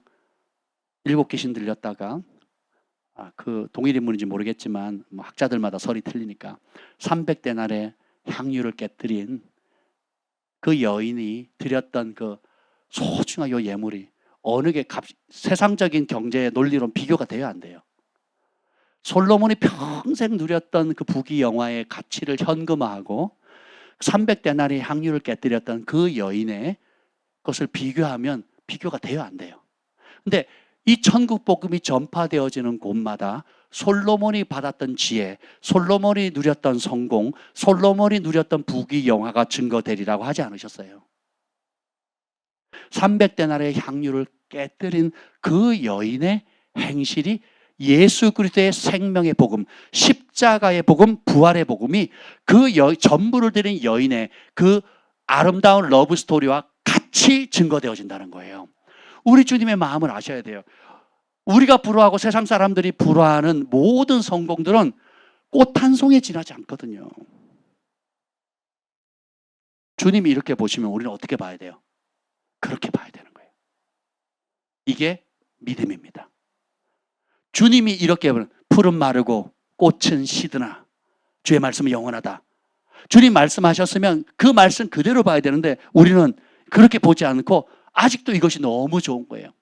세상의 관점, 세상의 시각, 세상의 부귀 영화가 영원한 축복인 걸로 받아들이니까 교회를 다니는데 기도 제목도 안 바뀌고 무엇보다 안타까운 것은 마음의 중심이 안 바뀌는 거예요. 마음의 중심이 안 바뀌는 게 저주입니다. 이 아이도벨의 최고의 지혜라 할지라도 그 지혜가 하나님의 말씀과 하나님의 뜻에 복종하지 않으면 아무리 탁월하고 심지어 하나님께 주신 신령한 지혜라 할지라도 그것은 저주입니다. 아이도벨은 결국은 자살해서 죽습니다. 자살하면 떠오르는 사람 있죠? 가룟 유다잖아요. 가룟 유다는 누구의 부름을 받았습니까? 말씀이 육신이 되어서 온 우주를 창조하신 그분이 직접 콜링을 하셨어요. 그 부르심에 많은 사람 핑계대고 또 중도 하차하고 떠났지만 3년 반 마지막 거의 끝자락까지 동행했던 사람이 가룟 유다예요. 뚝심도 있고 심지도 있고 희생도 있고 헌신했던 사람이라고요. 여러분 성경에 나오는 타락한 인물들 자세히 보면요. 다 한가닥 하던 사람이에요.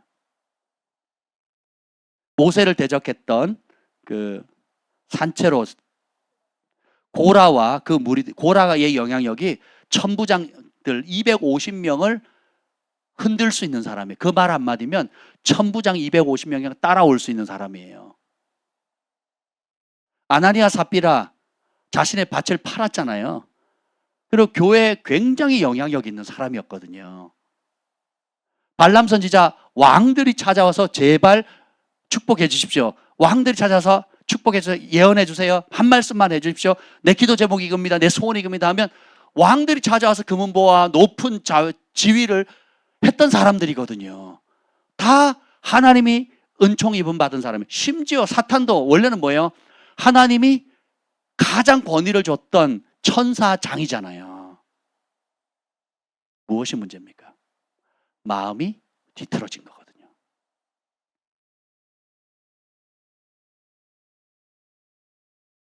우리 주님은 도가니는 은을, 풀무는 금을 단련하거니와 여호와는 마음을 단련하시리라. 하나님의 모든 관심이 어디에 있어요? 마음. 저희가 말씀 사역과 예언 사역을 뭐 굉장히 오래 했습니다. 20년 넘게 쭉 하다 보니까 그땐 잘 몰랐어요. 그때는 뭐 계시를 받고 맞추고 또 그 도와주고 어떻게든 그런 데 초점을 맞추다가 쭉 말씀을 알아가고 하나님이 어떤 분인지를 알아가고 많은 사람들 상대해 보니까 결국은 주님께서 원하시는 게 한 가지시더라고요. 네 마음이 어디에 있느냐예요.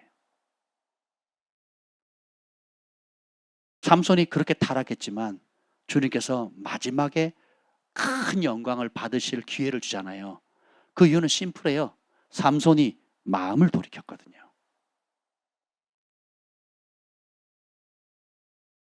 눈 뽑히고 수치스럽게 한 나라의 민족의 영웅이 적국의 노예가 돼서 연자맷돌을 돌리다가 언제 죽을지 모르는, 차라리 죽여주면 좋겠는데 죽지도 못하고 살지도 못하는 처참한 가운데도 백성들도 등지고 원수도 조롱하고 자신도 포기할 수밖에 없는 그런 상황이랄지라도 인생 끝난 거예요. 종친 거예요. 완전히 끝나버린 거예요. 근데 하나님은 포기하지 않으시거든요. 언제 기회를 주십니까? 그 삼손의 마음이 그 처참한 상황에서 돌이키거든요. 누구에게로? 하나님께. 전에는 누구를 위해 살았어요? 언제 여우 꼬리에다가 불 질러가지고 밭을 다 태워버리죠. 열받으면. 누구를 위해서? 자기 감정 상했다 이거예요. 대부분의 아버지들 그렇죠. 예수님을 알지 못했을 때 혹은 교회는 다니지만 아직 이 진리를 모를 때 자기 기분 나쁘다고 불질러버리고 주먹질하고 집어던지고 온갖 말을 다 쏟아내거든요. 남자만 그런 줄 알았더니 여자들도 마찬가지예요. 여자도 사람, 남자도 사람이에요. 사람은 하나님의 말씀에 복종하고 거듭나기 전까지는 짐승입니다. 짐승. 말씀에 복종이 안 되면 짐승이에요. 짐승.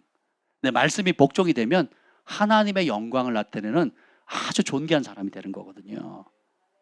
근데 그 모든 토대가 뭐예요? 네 마음이 어디에 있느냐예요.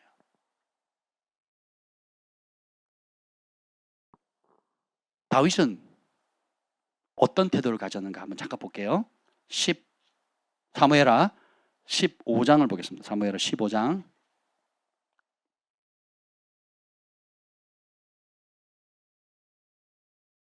15장 14절 읽어보겠습니다. 15장 13, 14절 시작. 전령이 다윗에게 와서 말하되 이스라엘의 인심이 다 압살롬에게로 돌아간다이다 한지라. 다윗이 예루살렘에 함께 있는 그의 모든 신하들에게 이르되 일어나 도망하자. 그렇지 아니하면 우리 중 한 사람도 압살롬에게서 피하지 못하리라. 빨리 가자. 두렵건대 그가 우리를 급히 따라와 우리를 해하고 칼날로 성읍을 칠까 하노라. 다윗이 모든 신하들에게 얘기를 합니다. 압살롬 반역 소식을 듣고는 일어나서 뭐하자? 싸우자! 가 아니고 도망치자예요. 통일 왕국의 위대한 왕, 내 마음에 합한 자다. 하나님의 음성을 알고 하나님 뜻을 아는 그 존귀한 하나님의 종이 아들이 반역을 일으켜서 쫓아올 때 맞서 싸우자가 아니고 뭐예요? 도망가자예요. 여러분, 우리가 일생을 살아가다 보면 하나님이 기뻐하는 종도, 하나님께 존귀하게 쓰임받은 사람도 승리의 정상에서 기쁨의 환호를 칠 때도 있지만 또 실패와 절망과 또 참담한 그 사망의 골짜기에서 정말 두려움에 빠질 수도 있거든요. 그러니까 다윗의 위대함은 문제가 없는 게 아니에요. 성경에 등장하는 모든 하나님이 기뻐하시는 종들은 문제 없는 꽃밭길을 간 사람들이 아닙니다. 100% 험난한 길을 가거든요. 그 험난한 길 속에서 본심이 드러나요. 험난한 상황 가운데서 본심이 드러나거든요. 현실을 회피하거나 현실을 덮는 사람이야, 현실을 무시하는 사람이야, 현실을 직시하죠. 도망가자. 그렇지 않으면 어떻게 돼요? 한 사람도 안 남고 아들 압살롬에게 피하지 못하고 죽는다는 거예요. 그래서 급히 따라와서 우리를 해치고 칼날로 성읍을 멸절한다는 거죠. 직시합니다. 근데 그 신하들이 따라가죠. 그래서 사독 제사장이 쫓아옵니다. 그랬더니 사독 제사장에게 이런 유명한 말을 25절 26절 시작. 왕이 사독에게 이르되 보라 하나님의 궤를 성읍으로 도로 메어 가라. 만일 내가 여호와 앞에서 은혜를 입으면 도로 나를 인도하사 내게 그 궤와 그 계신 데를 보이시리라. 그러나 그와 이와 같이 말씀하시기를 내가 너를 기뻐하지 아니한다 하시면 종이 여기 있사오니 선이 여기시는 대로 내게 행하시옵소서 하리라. 아멘. 사사시대 때 이스라엘 백성 전쟁에 나가서 자꾸 지니까 그 사무엘의 그 지켜줬던 그 엘리 제사장 있잖아요. 사람들이 옵니다. 우리가 자꾸 지니까 법궤를 내주십시오. 법궤를 내주면 승리할 겁니다. 그래서 법궤를 내주잖아요. 근데 제사장의 임무는, 사사의 임무는 그 법궤를 지키는 거거든요. 근데 이 법궤 때문에 뺏기면 어떡하나고 막 그 엘리 제사장 살 떨려 하고 있었거든요. 성경에 나옵니다. 살이 떨려. 자기가 지켜야 되는데 내줘 버렸으니. 그래서 뭐 법궤가 가니까 이스라엘 백성은 막 함성을 지르고 막 난리가, 천지가 진동을 하니까 그 적군 세력들이 이스라엘의 신이 왔다 그리고 막 쫄아요. 우리가 졌다라고 하니까 그 질 것 같다라고 하면서 오히려 무슨 생각을 해요? 그러니까 더 힘내자 이렇게 얘기를 해요. 더 힘내자 해가지고 아예 전멸시킬 뿐만 아니라 법궤를 뺏어가 버리거든요. 그 사건이 나오잖아요. 그 사사시대 사람들은 진리를 모르고 하나님을 모르니까 하나님 그분 자체를 사랑하는 게 아니라 그분의 임재의 상징인 법궤를 더 의지하는 거예요.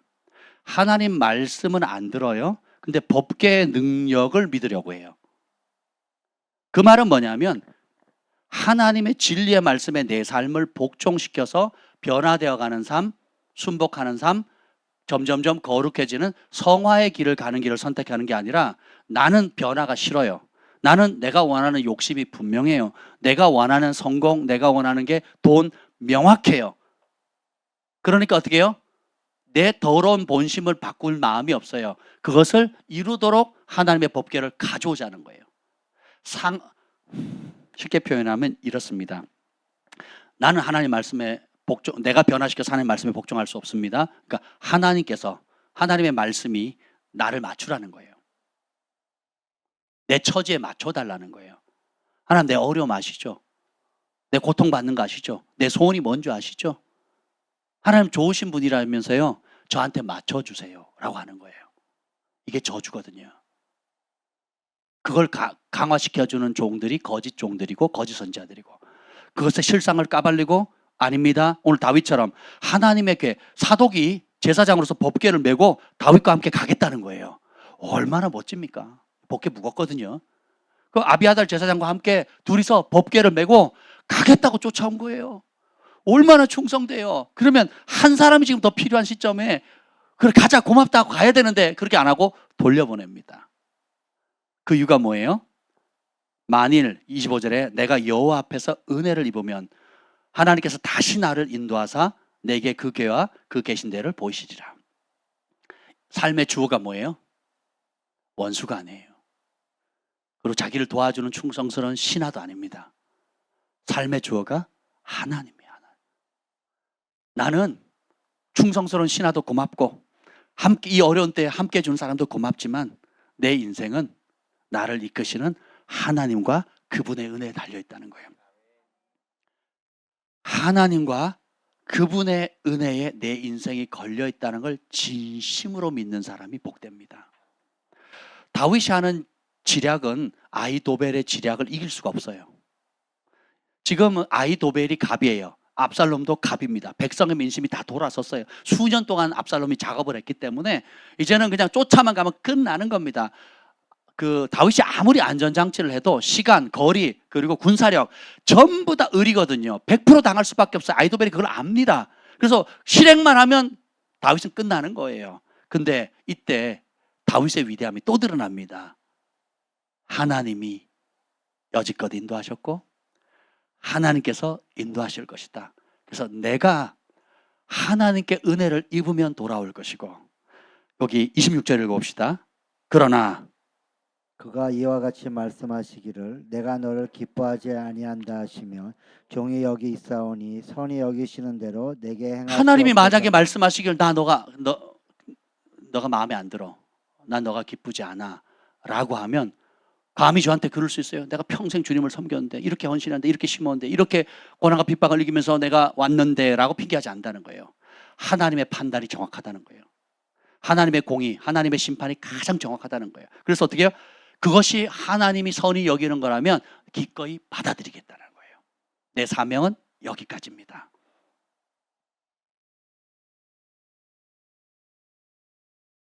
다윗이 이는 내 마음에 합한 자라고 하나님께서 인정해 주셨잖아요. 지금 성공했을 때도 하나님께 영광 돌리지만 가장 인생의 가장 위기잖아요. 그 위기 때에, 노후에 찾아온 그 위기 때에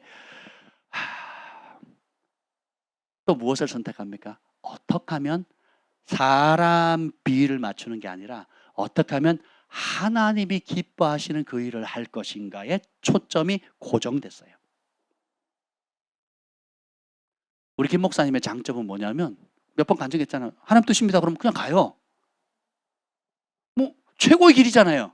가장 안전한 길이고 살 길이고 또 하나님은 우리에게 나쁜 거 주지 않고 우리에게 가장 아름다운 거 주신 분임을 우리가 신뢰하잖아요. 그러니까 아무리 어렵게 힘들어도 하나님 뜻이다 그러면 가요. 할렐루야. 그러니까 그렇게 본인이 그렇게 가니까 그렇게 가십시다라고 얘기를 하면 반응이 천차만별이거든요. 일단 속도가 거북이와 토끼가 있고요. 또 가끔가다 제트기 속도가 있는 사람인가 하면 어떤 때는 나무늘보 같은 사람도 있어요. 이렇게 움직이는 사람도 있습니다. 혹은 늑대같이 으르렁거리면서 잡아먹으려고 덤비는 사람도 있거든요. 그래서 놀라는 거예요. 아니 하나님 뜻인데 왜 안 들어요? 그럼 사람들이 하나님 뜻인데 왜 들어야 돼요? 이런 반응을 하는 사람이 허다하거든요. 어쩌다가 없는 게 아니라 대부분 그건 하나님 뜻이고요. 좀 다른 길 없어요? 이거예요. 저희를 찾아오는 목사님도 그럽니다. 이미 뜻을 정하고 오시더라고요. 왜 오셨어요? 하나님 뜻을 알고 싶어서. 진짜 알고 싶으세요? 네. 그럼 하나님 뜻을 알려줍니다. 그러면 네 알겠습니다. 근데요 저는 이걸 하고 싶은데 그렇게 할 수 있는 방법이 없을까요? 혹은 그게 안 된다면 좀 몇 년만이라도 좀 이거 하고 난 다음에 나중에 하면 안 될까요? 하는 사람이 거의 90%입니다. 거의 90%. 그럼 오지를 말든지. 오셨으면 정말 그 귀한 하나님의 뜻을 소중히 받들어 드리면 저희도 보람 있고 하나님도 기뻐하시고 제일 중요한 그 당사자들이 복을 받잖아요. 여러분 저희 아시지만 저희가 약속을 잡으면 반나절 하루 그냥 내어드립니다. 지금도요. 약속을 잘 안 잡아서 그렇지. 잡으면요 하루고 이틀이고 반나절이고 기본 반나절입니다. 기본 반나절. 왜냐하면 소중하니까. 그리고 사람들에게 하나님 뜻을 전하고 그것을 설득시키고 격려하고 위로하고 또 죄를 끊게 하고 직면하게 하고 하는 이 작업이 그냥 뭐 자판기에 500원짜리 동전 2개 넣으면 또르륵 하고 나오는 게 아니잖아요. 배려해주고 격려해주고 그 마음을 헤아려주고 같이 공감해주고 같이 기뻐해주고 같이 울어주고 그 마음을 열도록 하기 위해서 하나님 기뻐하는 뜻대로 격려해서 가도록 하기 위해서 우리가 반나절이든 하루든 때로는 일주일이건 어떤 사람은요 10몇 년을 저희가 상담해 준 분도 있어요. 10몇 년을. 저희 교회에 있어요. 저희 교회에. 그런 분도 있다고요. 모른 척하고 등 주고 성공하면 못 본 척하고 연락도 안 받고 갔다가 발등에 불 떨어지면 또 연락 오고 그걸요 10수년 반복했거든. 10수년. 근데 하나님이 그 한 영혼 살릴 수 있다면 섬기라고 하시니까 저희는 사람 아닙니까? 저희는 감정이 없나요? 저희 로봇입니까? 네 알겠습니다. 그렇게 하겠습니다. 항상 그렇게 됩니까? 제가 성질 나가지고 김 목사님도 그랬어요. 다시는 연락 안 하겠다고. 다시 연락 안 받겠다고. 그래놓고 또 연락하면 또 받습니다. 뭐 우리 부부 사이 이야기니까. 어떻게 하겠어요? 그 영혼 살려야죠. 한 사람이 세워지는 데 있어서 얼마나 많은 사람들을 하나님 동원하신지 몰라요. 얼마나 많은 사람들의 시간, 헌신, 눈물, 중보의 기도, 그리고 보호, 그리고 있는 그 부족한 모습 그대로를 용납해주고 품어주는 그 시간, 이런 모든 것이 잘 아우러져 가지고 하나님이 나를 이렇게까지 사랑하시는군요, 이렇게까지 나를 기다려 주셨군요, 이런 연약하고 허물 많고 철없는 철부지 같은 저를 지금까지도 품어주셨군요. 어느 날 깨달을 날이 오거든요. 그러면 어떻게 하느냐? 깨달은 그대로 흘려보내게 됩니다. 사울이 살기가 등등해서 하나님을 섬기는 열정을 가지고 몸된 교회와 성도들을 죽이는데 앞장선 열정이 변화되니까 어떻게 돼요? 이스라엘뿐만 아니라 온 세계 열방을 구원하는 열정으로 바뀌어버리잖아요. 그래서 우리 가장 어렵다, 가장 안 된다, 가장 절망스럽다는 그런 인내하는, 말씀 때문에 인내하는 그런 상황이 어떻게 알겠어요? 하나님이 은혜 주시면 어떤 아름다운 일로 모습으로 변화되어질지 하나님만이 하시는 겁니다. 다만 주님이 우리에게 말씀하신 대로 압살롬과 아히도벨처럼 과거에 묶인 삶 사시면 안 됩니다. 예수님의 피로 우리 양심이 깨끗해지거든요. 양심은 영이라 그랬잖아요. 네. 근데 열쇠는 예수님의 피로 깨끗해지는 게 아니라 그 깨끗해진 양심을 어떻게 계속 거룩하고 정결하게 지켜나가냐의 문제예요. 그래서 디모데전서 4장 5절에 보면 하나님의 말씀과 기도로 거룩하여지니라. 하나님의 말씀과 기도로. 그러니까 우리는 내 상황에 하나님 말씀을 맞춰달라고 하는 것이 아니라 상황과 상관없이 어떤 상황이든지 우리는 하나님의 말씀과 그분의 마음에 우리의 상황과 우리의 마음을 고정시키는 훈련을 해야 돼요. 그래서 그것이 단련돼야 됩니다. 마음이 단련돼야 되거든요. 어떤 부분에 여러분 토토토 건드리면 막 흔들리고 불안하고 초조하고 잠 못 자고 스트레스 받고 혈기나고 혹은 절망하고 잠수 타고, 이게 뭐예요? 그게 뭐예요? 내 마음이 하나님께 고정시키는 훈련이 덜 된 영역이거든요. 어떤 영역은 잘하는 영역이 있고 어떤 영역은 그냥 준수한 영역이 있고 어떤 영역은 굉장히 어려운 영역이 있거든요. 그러면 다 그런 영역들이 있어요. 그걸 진리의 말씀을 통해서 깨닫게 되면 그 영역을 피하거나 하나님 내 상황에 맞춰달라고 할 것이 아니라 내가 그 영역을 어떻게 해요? 하나님과 그분의 말씀 앞에 복종시키는 훈련을 해야 됩니다. 첫째, 겸손히 내가 하나님 내 양심이 주님의 진리에서 벗어났음을 인정해야 돼요. 타협한 걸 인정해야 됩니다. 그리고 그 영역에 내가 특별히 미움이나 아픔이나 또 한 맺힌 것들에 대해서 아직 하나님께 올려드리지 않았다는 것, 내어드리지 않았다는 것을 직시하고 인정하고 회개하면 돼요. 그리고 그 영역마저도 하나님께 올려드립니다. 다윗은 새로운 삶의 영역에 자신의 죄로 인했던 혹은 다른 사람의 은혜를 원수로 갚는 그런 억울함을 당했던 상관, 자신의 잘못이든 주변 사람의 잘못이든 상관 안 해요. 그냥 그런 모든 문제가, 새로운 문제가 드러나면 그 문제를 가지고 어디로 갑니까? 사람 탓, 심의 탓 안 합니다. 압살롬 탓 안 해요. 압살롬이 마지막 죽을 때도 내 아들 압살롬아 차라리 내가 죽었어야 되는데 하는 그 아비의 마음을 그대로 표현하거든요. 마음이 한결같아요. 그래서 약점이 드러나든 혹은 죄로 인한 결과든 상관하지 않고 그런 처참한 상황 속에 마음을 누구에게 고정해요? 하나님과 그분의 말씀 옆에 고정하는 겁니다. 그런 사람에게 은총이 임해요. 그래서 하나님의 은총이 임하면 아무리 미련해 보이는 사람의 지혜랄지라도 다른 자기를 죽이려 하는 원수의 그 탁월한 계략을 능가하게 되는데, 이것이 바로 보이지 않는 하나님께서 가시적으로 역사하시는 은총의 선물입니다. 하나님은 그러신 분이세요. 솔로몬이 처음 시작할 때 가장 미약했죠. 사울 왕이 처음 시작할 때 가장 미약한 지파였거든요. 약했기 때문에 택한 거예요. 하나님께서 이스라엘 택한 이유가 뭐래요? 똑똑하고 잘나서가 아니라 가장 약했기 때문에 택했다 그랬거든요. 고린도에도 보면 바울이 너희의 부르심을 보나 너희 부름 가운데 똑똑한 사람, 그러니까 부자들 많지 않고 학식인 사람 적다 그랬거든요. 약하기 때문에, 힘이 없기 때문에, 못 배웠기 때문에, 또 여러 번의 장애가 있기 때문에, 누구도 돌보지 않기 때문에 택했다는 거예요. 하나님의 전능하심을 나타내기 위해서, 하나님만 영광 받으시기 위해서, 하나님의 선하심과 인자하심을 나타내기 위해서. 여러분이 이 자리에 있는 이유는 여러분이 탁월해서가 아니에요. 어떤 영역에서 그 어떤 사람들보다 약했기 때문에, 누구도 도와줄 수 없었기 때문에, 누구도 풀 수 없는 문제가 있었기 때문에 하나님의 긍휼함이 이 자리까지 인도하게 하신 거예요. 그래서 우리의 약함이 하나님의 강함을 드러나는 겁니다. 여러분 남편이 말 잘 듣고 내가 해달라는 대로 다 해주고, 여러분 자식들이 정말 우리 부모님 최고하면서 정말 효자 효녀였다면 이 자리에 있겠냐고요. 여러분이 원하는 사업대로 잘 되고 건강하고 내 소원대로 되고 일이 술술술 잘 풀리면 여러분이 이렇게 간절히 기도하시겠냐고요. 금식하시겠어요? 네? 입에 담기도 어렵고 나누기도 어렵고 다른 사람에게 알리기도 수치스러운 수많은 다양한 문제를 안고 살잖아요. 전에는 말도 못 꺼냈는데 하나님 앞에 하나님께 토하고 간증을 듣다 보니까 나만 그런 거 아니네. 저 인간은 더 심하네. 저 인간이 살면 나도 살 소망이 생기네. 우리 남자들 모이면 주로 그런 얘기 하거든요. 나같이 고생한 사람이 있으면 나와보라 그래 라고 했는데 관동 형제 앞에 가면 할 말을 잃어버려요. 우리 형제의 존재 자체로 우리 남자 형제들이 얼마나 위로받는데요.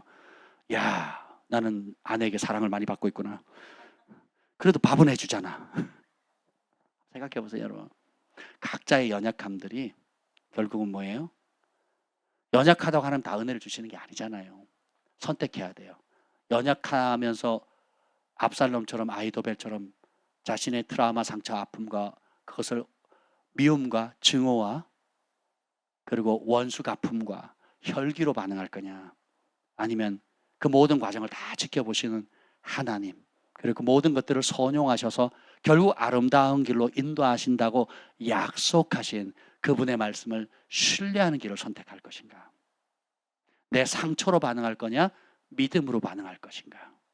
그 문제를 내 속에 종양처럼, 내 속에 쓰레기처럼 계속 쌓아둘 거냐, 아니면 십자가 앞에 가져가서 내가 너희를 이처럼 사랑한다, 내가 너희를 사랑한 것처럼 너희도 사랑해라, 내가 너희를 용서한 것처럼 너희도 용서하거라 하신 그분의 말씀 앞에 복종하기를 선택할 거냐. 이것은 우리의 날마다의 선택이거든요. 근데 이 날마다의 선택을 하는 때마다 은총이 임합니다. 그 선택을 할 때마다 하나님이 내 마음에 합한 자다라고 얘기하셔요.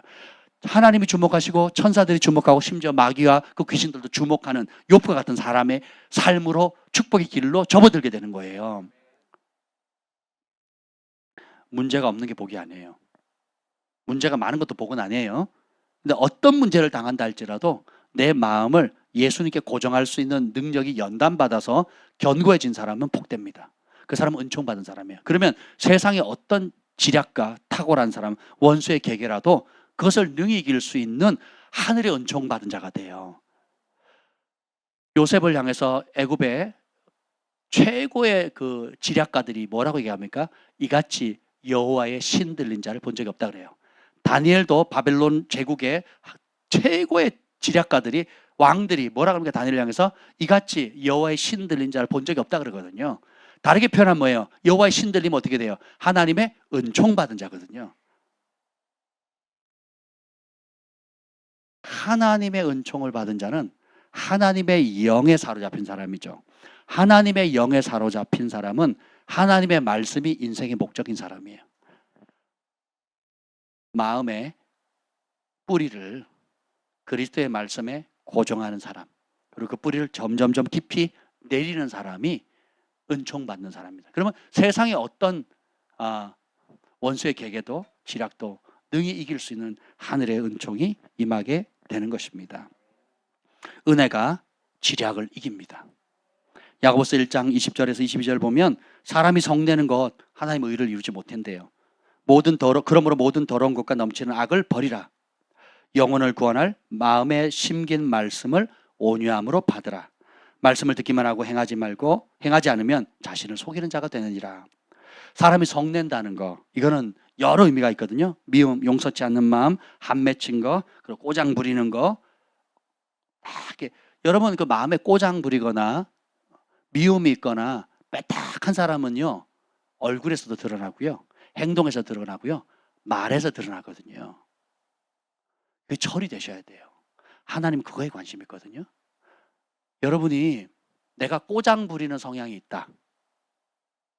꼬장 부리는 성향의 반대가 뭐냐면 배려하고 이해해주고 품어주는 거거든요. 예전에 한 청년이 그랬어요. 자기가 싫어하는 청년이 드럼 치는 게 싫어서 드럼을 접어서 창고에 집어넣어 버렸어요. 자기가 없는 동안. 다른 사람이 드럼을 못 치게 하려고 제가 불렀어요. 그 친구는 대적했거든요. 그래서 목사님이 쫓아내면 쫓아낼 각오를 하고 그 짓을 한 거예요. 그 형제의 담임 목사님 저였거든요. 그래서 제가 불렀어요. 불러서 이렇게 웃으면서 얘기를 했습니다. 너가 드럼을 쳐서 성전에 드럼을 갖다 놨는데 이게 네 거니 아니면 하나님께 드려진 거니? 라고 물었어요. 대답을 안 하더라고요. 제가 이렇게 얘기했습니다. 너 거면 가져가라 집에. 여기는 네 물건 두는 창고가 아니다. 하나님께 드렸다면 하나님께서 기뻐하는 대로 쓰이게 해라. 감동을 먹더라고요, 그 청년이. 그리고 다시 세팅을 해놨어요. 다시는 창고에 안 넣더라고요. 그리고 나중에 얘기하더라고요. 저는 그때 목사님이 욕하고 저를 쫓아내실 줄 알았어요. 그래서 저는 쫓겨날 마음을 먹고 했대요. 근데 목사님이 그렇게 말씀해 주셔서 너무 감동을 받았다고 울면서 얘기하더라고요. 저도 어떻게 그렇게 지혜가 왔는지 모르겠어요. 제 성질 같은 경우는 가끔씩 옛사람이 부활한다 그랬죠. 근데 그때 상황이 그랬어요. 근데 참 어디서 배우지 않은 지혜가 네 거면 가져가고 네가 하나님께 드려진 예배자로서 드려진 성물로 드려진 거라면 하나님이 기뻐하는 대로 사용하도록 해라. 은혜가 되지 않습니까? 철수야 잘했어 아주. 하나님께서 우리의 마음이 하나님께 고정되면 성내고 분내고 악을 악으로 또 더 큰 악으로 또 꼬장 부리면서 다른 사람의 갈 길을 발목을 걸고 뭐라 그러지? 걸림돌이 돼가지고 잡아뜨리고 하는 게 우리의 못된 본성이거든요. 말을 빼딱하게 하고 표정도 빼딱하게 하고 일부러 안 내놓고 일부러 장애물을 만들고 이런 성향들이 있거든요. 위험합니다. 정말 위험합니다. 이거는 여러분의 양심이 하나님 앞에 그런 모습을 정직하게 가지고 가셔야 돼요. 그래서 성령님 그 뿌리가 뭔지를 보여달라고 구하시고 그 문제를 내려놓으셔야 돼요. 안 그러면 압살롬처럼 아이도벨처럼 솔로몬이 젊었을 때 평생의 대부분을 자기를 위해 살고 자기 업적, 자기 만족을 위해 살다가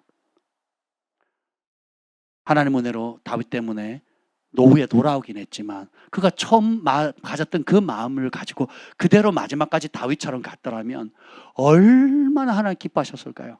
아마 온 세계 열방이 하나님의 영광을 봤을 겁니다. 근데 솔로몬 자신의 영광으로 그치고 말았거든요. 그리고 그의 인생의 결론은 이 꽃 하나만도 못한 인생이 되어버린 거예요. 이게 하늘의 평가입니다. 근데 우리는 오늘도 솔로몬이 평생 읽어놨던 전도서 2장의 그 복을 달라고 그게 기도 제목이 되고 있어요. 안 됩니다. 안 돼. 마음을 뜯어 고치셔야 돼요. 우리 자식들 공부시키고 뭐 하는 게 처음에는 하나님 나라를 위해서 하나님 기뻐하는 사람 만들려고 했는데 하다 보면 솔로몬의 이 꽃 한 송이를 또 집착하는 거예요. 자기를 위해서 사는 삶은 비참합니다. 근데 먼저 그의 나라와 그의 의를 구하고 솔로몬처럼 하나님의 백성들이 진리의 길로 인도하는데 내가 능력이 안 됩니다. 주님 지혜를 주세요. 듣는 마음 주세요. 주의 백성을 위해서 그리고 주님의 기뻐하는 그 뜻을 위해서 내 삶을 드리고자 합니다. 다윗은 그 마음을 한결같이 지킵니다. 인간적으로 보복할 수 있는 혈기를 거부하죠. 심의 저주할 때 아비새는 항상 그 대표적인 인물이 진리 밖에 열정 있는 사람. 충성된데 진리 밖에 있어요. 그러니까 열정과 충성과 그 누구보다 빠르고 목숨을 거는 헌신이 있는데 진리를 몰라요. 그래서 그 열정과 헌신이 하나님을 대적하고 하나님 말씀을 대적하고 하나님의 영광을 가리고 하나님의 때보다 앞서가는 거예요. 앞서 일을 저지르는 사람. 빠르고 충성되고 열심히 있는데 방향이 틀린 거예요. A라는 산에서 일하고 했는데 C라는 산에 가는 사람이에요. 이 산이 아닌 개벼. 평생 엉뚱한 산에서 애쓰고 있는 거예요. 여호와의 산에 올라야 되는데 자기가 만든 자기의 영광의 산으로 달려가는 거예요. 아비새는 그런 사람이거든요. 근데 다행히 권위 아래 순복하는 법을 배웠거든요. 그래서 자신의 주권이 여호와를 경외하니까 부족하지만 그 권위 아래 즐거이 거하니까 아비새는 보호를 받거든요. 그래서 마지막까지 멋지게 쓰임 받습니다. 아비새는. 네. 여러분이 좀 부족해도 믿음의 공동체, 영적 아비어매들, 또 먼저 성숙한 셀 리더들이나 영적 형제 자매들 같이 중보하고 돌봐주면서 내가 경험해 보니까 나도 그런 실수를 했어요. 나도 그렇게 생각했는데 진리의 말씀을 알고 보니까 아니었더라고. 고치고 나니까 이렇게 하나님이 은혜를 주시고 이렇게 자유롭고 이렇게 그리스도 안에서 풍성한 삶을 누릴 수 있다라는 그런 앞선 믿음의 선배들, 성숙한 믿음의 형제 자매들, 그리고 영적 아비들의 말을 여러분들이 경청하시면 그 복을 그대로 받습니다. 아멘. 그래서 제가 더 하고 싶지만 절제를 하려고 하겠습니다. 그래서 은혜가 지략을 이기는 이 복을 받을 수 있는 방법은 마음에 달려 있습니다. 이 양심이 주님께로 고정되는 거예요. 똑같은 은혜를 받았지만 혹은 다른 부류의 사람은 아이도벨과 같은 지략을 받지는 못했지만 다윗을 도왔던 사람들은 마음이 다윗의 마음과 하나가 됐거든요. 이 다윗의 마음은 하나님과 하나가 됐어요. 하나님과 마음이 하나 된 사람이 있으니까 다윗이 그렇게 하니까 하나님과 하나된 마음을 원하는 사람들, 충성되고 진실한 사람들이 붙어요. 압살롬이 그 한 맺힘 때문에 하나님의 보복과 하나님의 공의를 기대하지 않고 자기 혈기와 자기 지략과 자기의 한 맺힌 것들을 악한 방법으로 푸니까 그 악함에 탁월한 아이도벨 같은 사람이 붙어요. 그리고 그것을 추종하는 수많은 사람들이 붙거든요. 어둠은 어둠이 좋아해요. 빛은 빛의 세력들이 좋아합니다. 결국은 오늘의 여러분의 모습, 여러분 얼마나 아프고 얼마나 그렇다 할지라도 오늘의 여러분의 모습은 여러분의 과거의 선택의 현주소입니다. 그래서 소망을 가지세요. 지금 빛을 선택하시면 됩니다. 지금 내 마음이 진리의 말씀 앞에 고정하기로, 다윗처럼 처참함에 청해도 여호와께 모든 주어를 여호로 바꾸는 게 하나님이 기뻐하시는 길을 선택하는 거예요. 하나님이 낮추시면 기꺼이 그것을 감당하겠다는 거예요. 하나님이 지금 단련하는 시즌이다, 연단하는 시즌이다, 광야학교다. 광야학교면 광야 모드로 가야죠. 광야학교인데 영광을 추구하고 있는 거예요. 광야학교인데 성공을 추구하고 있고, 광야학교인데 사람의 칭찬을 추구하고 있으면 안 되죠. 더 비참해지는 거죠. 광야학교에서는 그 노래 있잖아요. 광야에 서 있네 하면서 뭐예요? 아무도 없고 누구만 있는 곳? 하나님과 그분의 음성만 있는 곳이에요. 주님의 얼굴만 구하는 시즌이거든요. 광야학교에서는 주님만 구하는 시즌이에요. 그게 안 되니까 광야가 길어지는 거예요. 근데 그것만 하면 예수님처럼 40일만 하시면 돼요. 그게 안 되니까 10일짜리 광야, 1년짜리 광야, 6개월짜리 광야, 3년짜리 광야, 10년짜리 광야를 가는 사람도 있어요. 하나님은 원래 40년 돌리려고 하셨어요? 열흘길이거든요. 열흘길. 10일이면 다이렉트로 가는데 누가 거부해요? 가라 그랬더니 안 간다 그러고, 가지 마라 그랬더니 가겠다 그랬단 말이에요. 요셉이 감옥에 두셨으면 감옥에서 하나님을 경외하는 법을 배워야 돼요. 보디발 장군 집에 종살이하면 그 종살이하는 그 자리에서 하나님의 영광을 바라보는 법을 배워야 되는 겁니다. 여러분이 광야의 시즌이 있으면 광야 속에서는 사람의 영광이나 성공을 구하는 시즌이 아니죠. 광야에서는 뭘 구하는 거예요? 주님의 얼굴이면 족한 거예요. 주님의 음성이면 족하면 돼요. 엘리야가 불 내리고 난 다음에 광야로 가잖아요. 예, 거기서 유일하게 얻는 게 뭡니까? 백성의 영광도 아니고 과거의 업적도 아니죠. 세미하게 들리는 주님의 음성이거든요. 그것의 가치를 알아야 거기에 우리는 아는 거예요. 세미한 음성도 좋은데 주님, 그건 성공을 위해서 들리는 게 좋은 거지, 난 세미한 음성이 지금 중요한 게 아니고 나 지금 내가 하는 사업과 내 자녀들과 내가 해야 될 꿈과 또 하나님을 위해서 이루어야 될 여러 가지 일들을 지금 삐까뻔쩍하게 멋지게 한번 좀 해보는 게 더 필요하다고요 라고 하는 그 더러운 동기를 안 바꾸면 계속 광야예요. 다윗이 아름다운 이유는 시편 27편 4절, 내가 여호와께 청하였던 단 한 가지, one thing I desire, 내가 가장 소원하는 그 한 가지는 주님의 얼굴이에요. 우리를 그 자리로 초청한다는 게 얼마나 귀하지 않습니까? 우리 아이들에게도 그 믿음의 유업을 전해줘야 되지 않겠습니까? 그렇죠? 주가 쓰시겠다면 항상 상황되게 언제든지 예어드리는 거예요. 빌립이 사마리아 부흥을 일으켰을 때 성령은 뭐라 그럽니까? 그 부흥 집회를 연장하라. 그것을 사마리아의 부흥을 그 위쪽 지방으로 퍼뜨리라가 아니죠. 그 부흥이 한참 도시를 발칵 뒤집어 놨어요. 북이스라엘의 수도 사마리아를 발칵 뒤집어 놨다고요. 서울들을 뒤집어 놓거나 부산을 뒤집어 놨단 말이에요. 그 지경을 확장하라는 게 아니라 성령은 뭐라 그래요? 광야로 내려가라는 거예요. 선택해야 됩니다. 주님이 주신 은혜로 부흥을 이루어서 여기는 더 교회도 지어야 되고 지도자도 세워야 되고 사역도 넓혀야 되고 예언스쿨도 해야 되고 치유학교도 해야 되고 복음학교도 해야 되고, 또 다음 세대를 위한 학교도 해야 되는데 나는 광야에 갈 시간이 없어요. 우리는 얼마든지 핑계거리 만들 수 있어요. 하나님 주신 사업을 너무 잘 돼가지고 이 사업을 잘해서 선교하고 구제하고 장악해야 되는데 너무 바빠서 주님의 얼굴 구할 시간이 없다는 거예요. 그리고 너무 안 돼서, 너무 망해서, 너무 일거리가 없어서 마음이 상해서 난 주님의 얼굴을 구할 시간이 없다는 거예요. 성공해도 바빠서 못한다 그러고, 그리고 뭔가 안 돼서 절망해서 내가 원하는 뜻대로 안 됐다고 해서 빼딱하게 가서 주님의 얼굴을 구할 시간이 없다는 거죠. 근데 다윗은 뭐예요? 성공해도 주의 얼굴을 구하고 비참해도 주의 얼굴을 구하는 거예요. 어떤 상황이든지 한결같이 자기 인생의 목적은 뭐예요? 주님의 얼굴을 구하는 거예요. 주님과 교통하는 겁니다. 그래서 주님을 얻을 수 있다면 다 이뤄도 좋다는 거예요. 여러분 지금 어떤 모드에 있습니까? 광야에 있나요? 감옥에 있습니까? 아니면 다니엘처럼 왕궁에 팔려갔습니까? 실패의 자리에 있나요? 혹은 어느 정도의 은총과 성공의 자리였습니까? 어떤 상황이든지 주님께서 요구하시는 한 가지예요. 네 마음이 어디 있느냐? 네 마음을 나에게 주렴. 이번 글로벌 파이어 여러분 패밀리 캠프의 주제입니다. 너 마음이 어디 있느냐? Give me your heart. 내 마음을 나에게 주렴.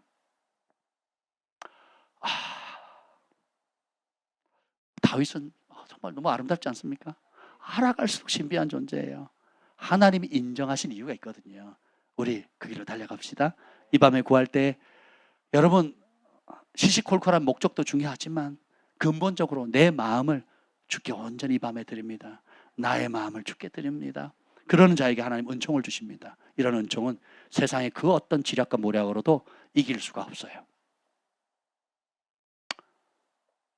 하나님의 미련함이 사람의 지혜로움보다 뛰어납니다. 우리 두 손을 높이 듭시다. 주님, 내 시즌을 알게 하옵소서. 내 마음이 온전히 주께로 향하게 하여 주시옵소서.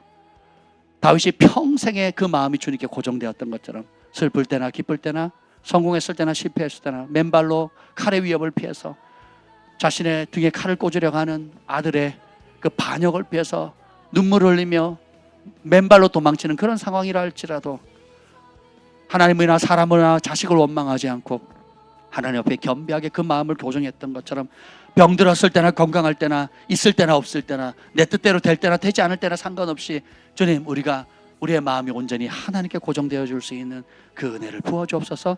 그 일에 우리 마음이 온전히 연단되게 하시고 그 연단의 과정을 잘 이겨나갈 수 있도록 소망 중에 이겨나갈 수 있는 은혜를 부어 주시옵소서. 우리 주의 이름을 부르짖고 기도합니다.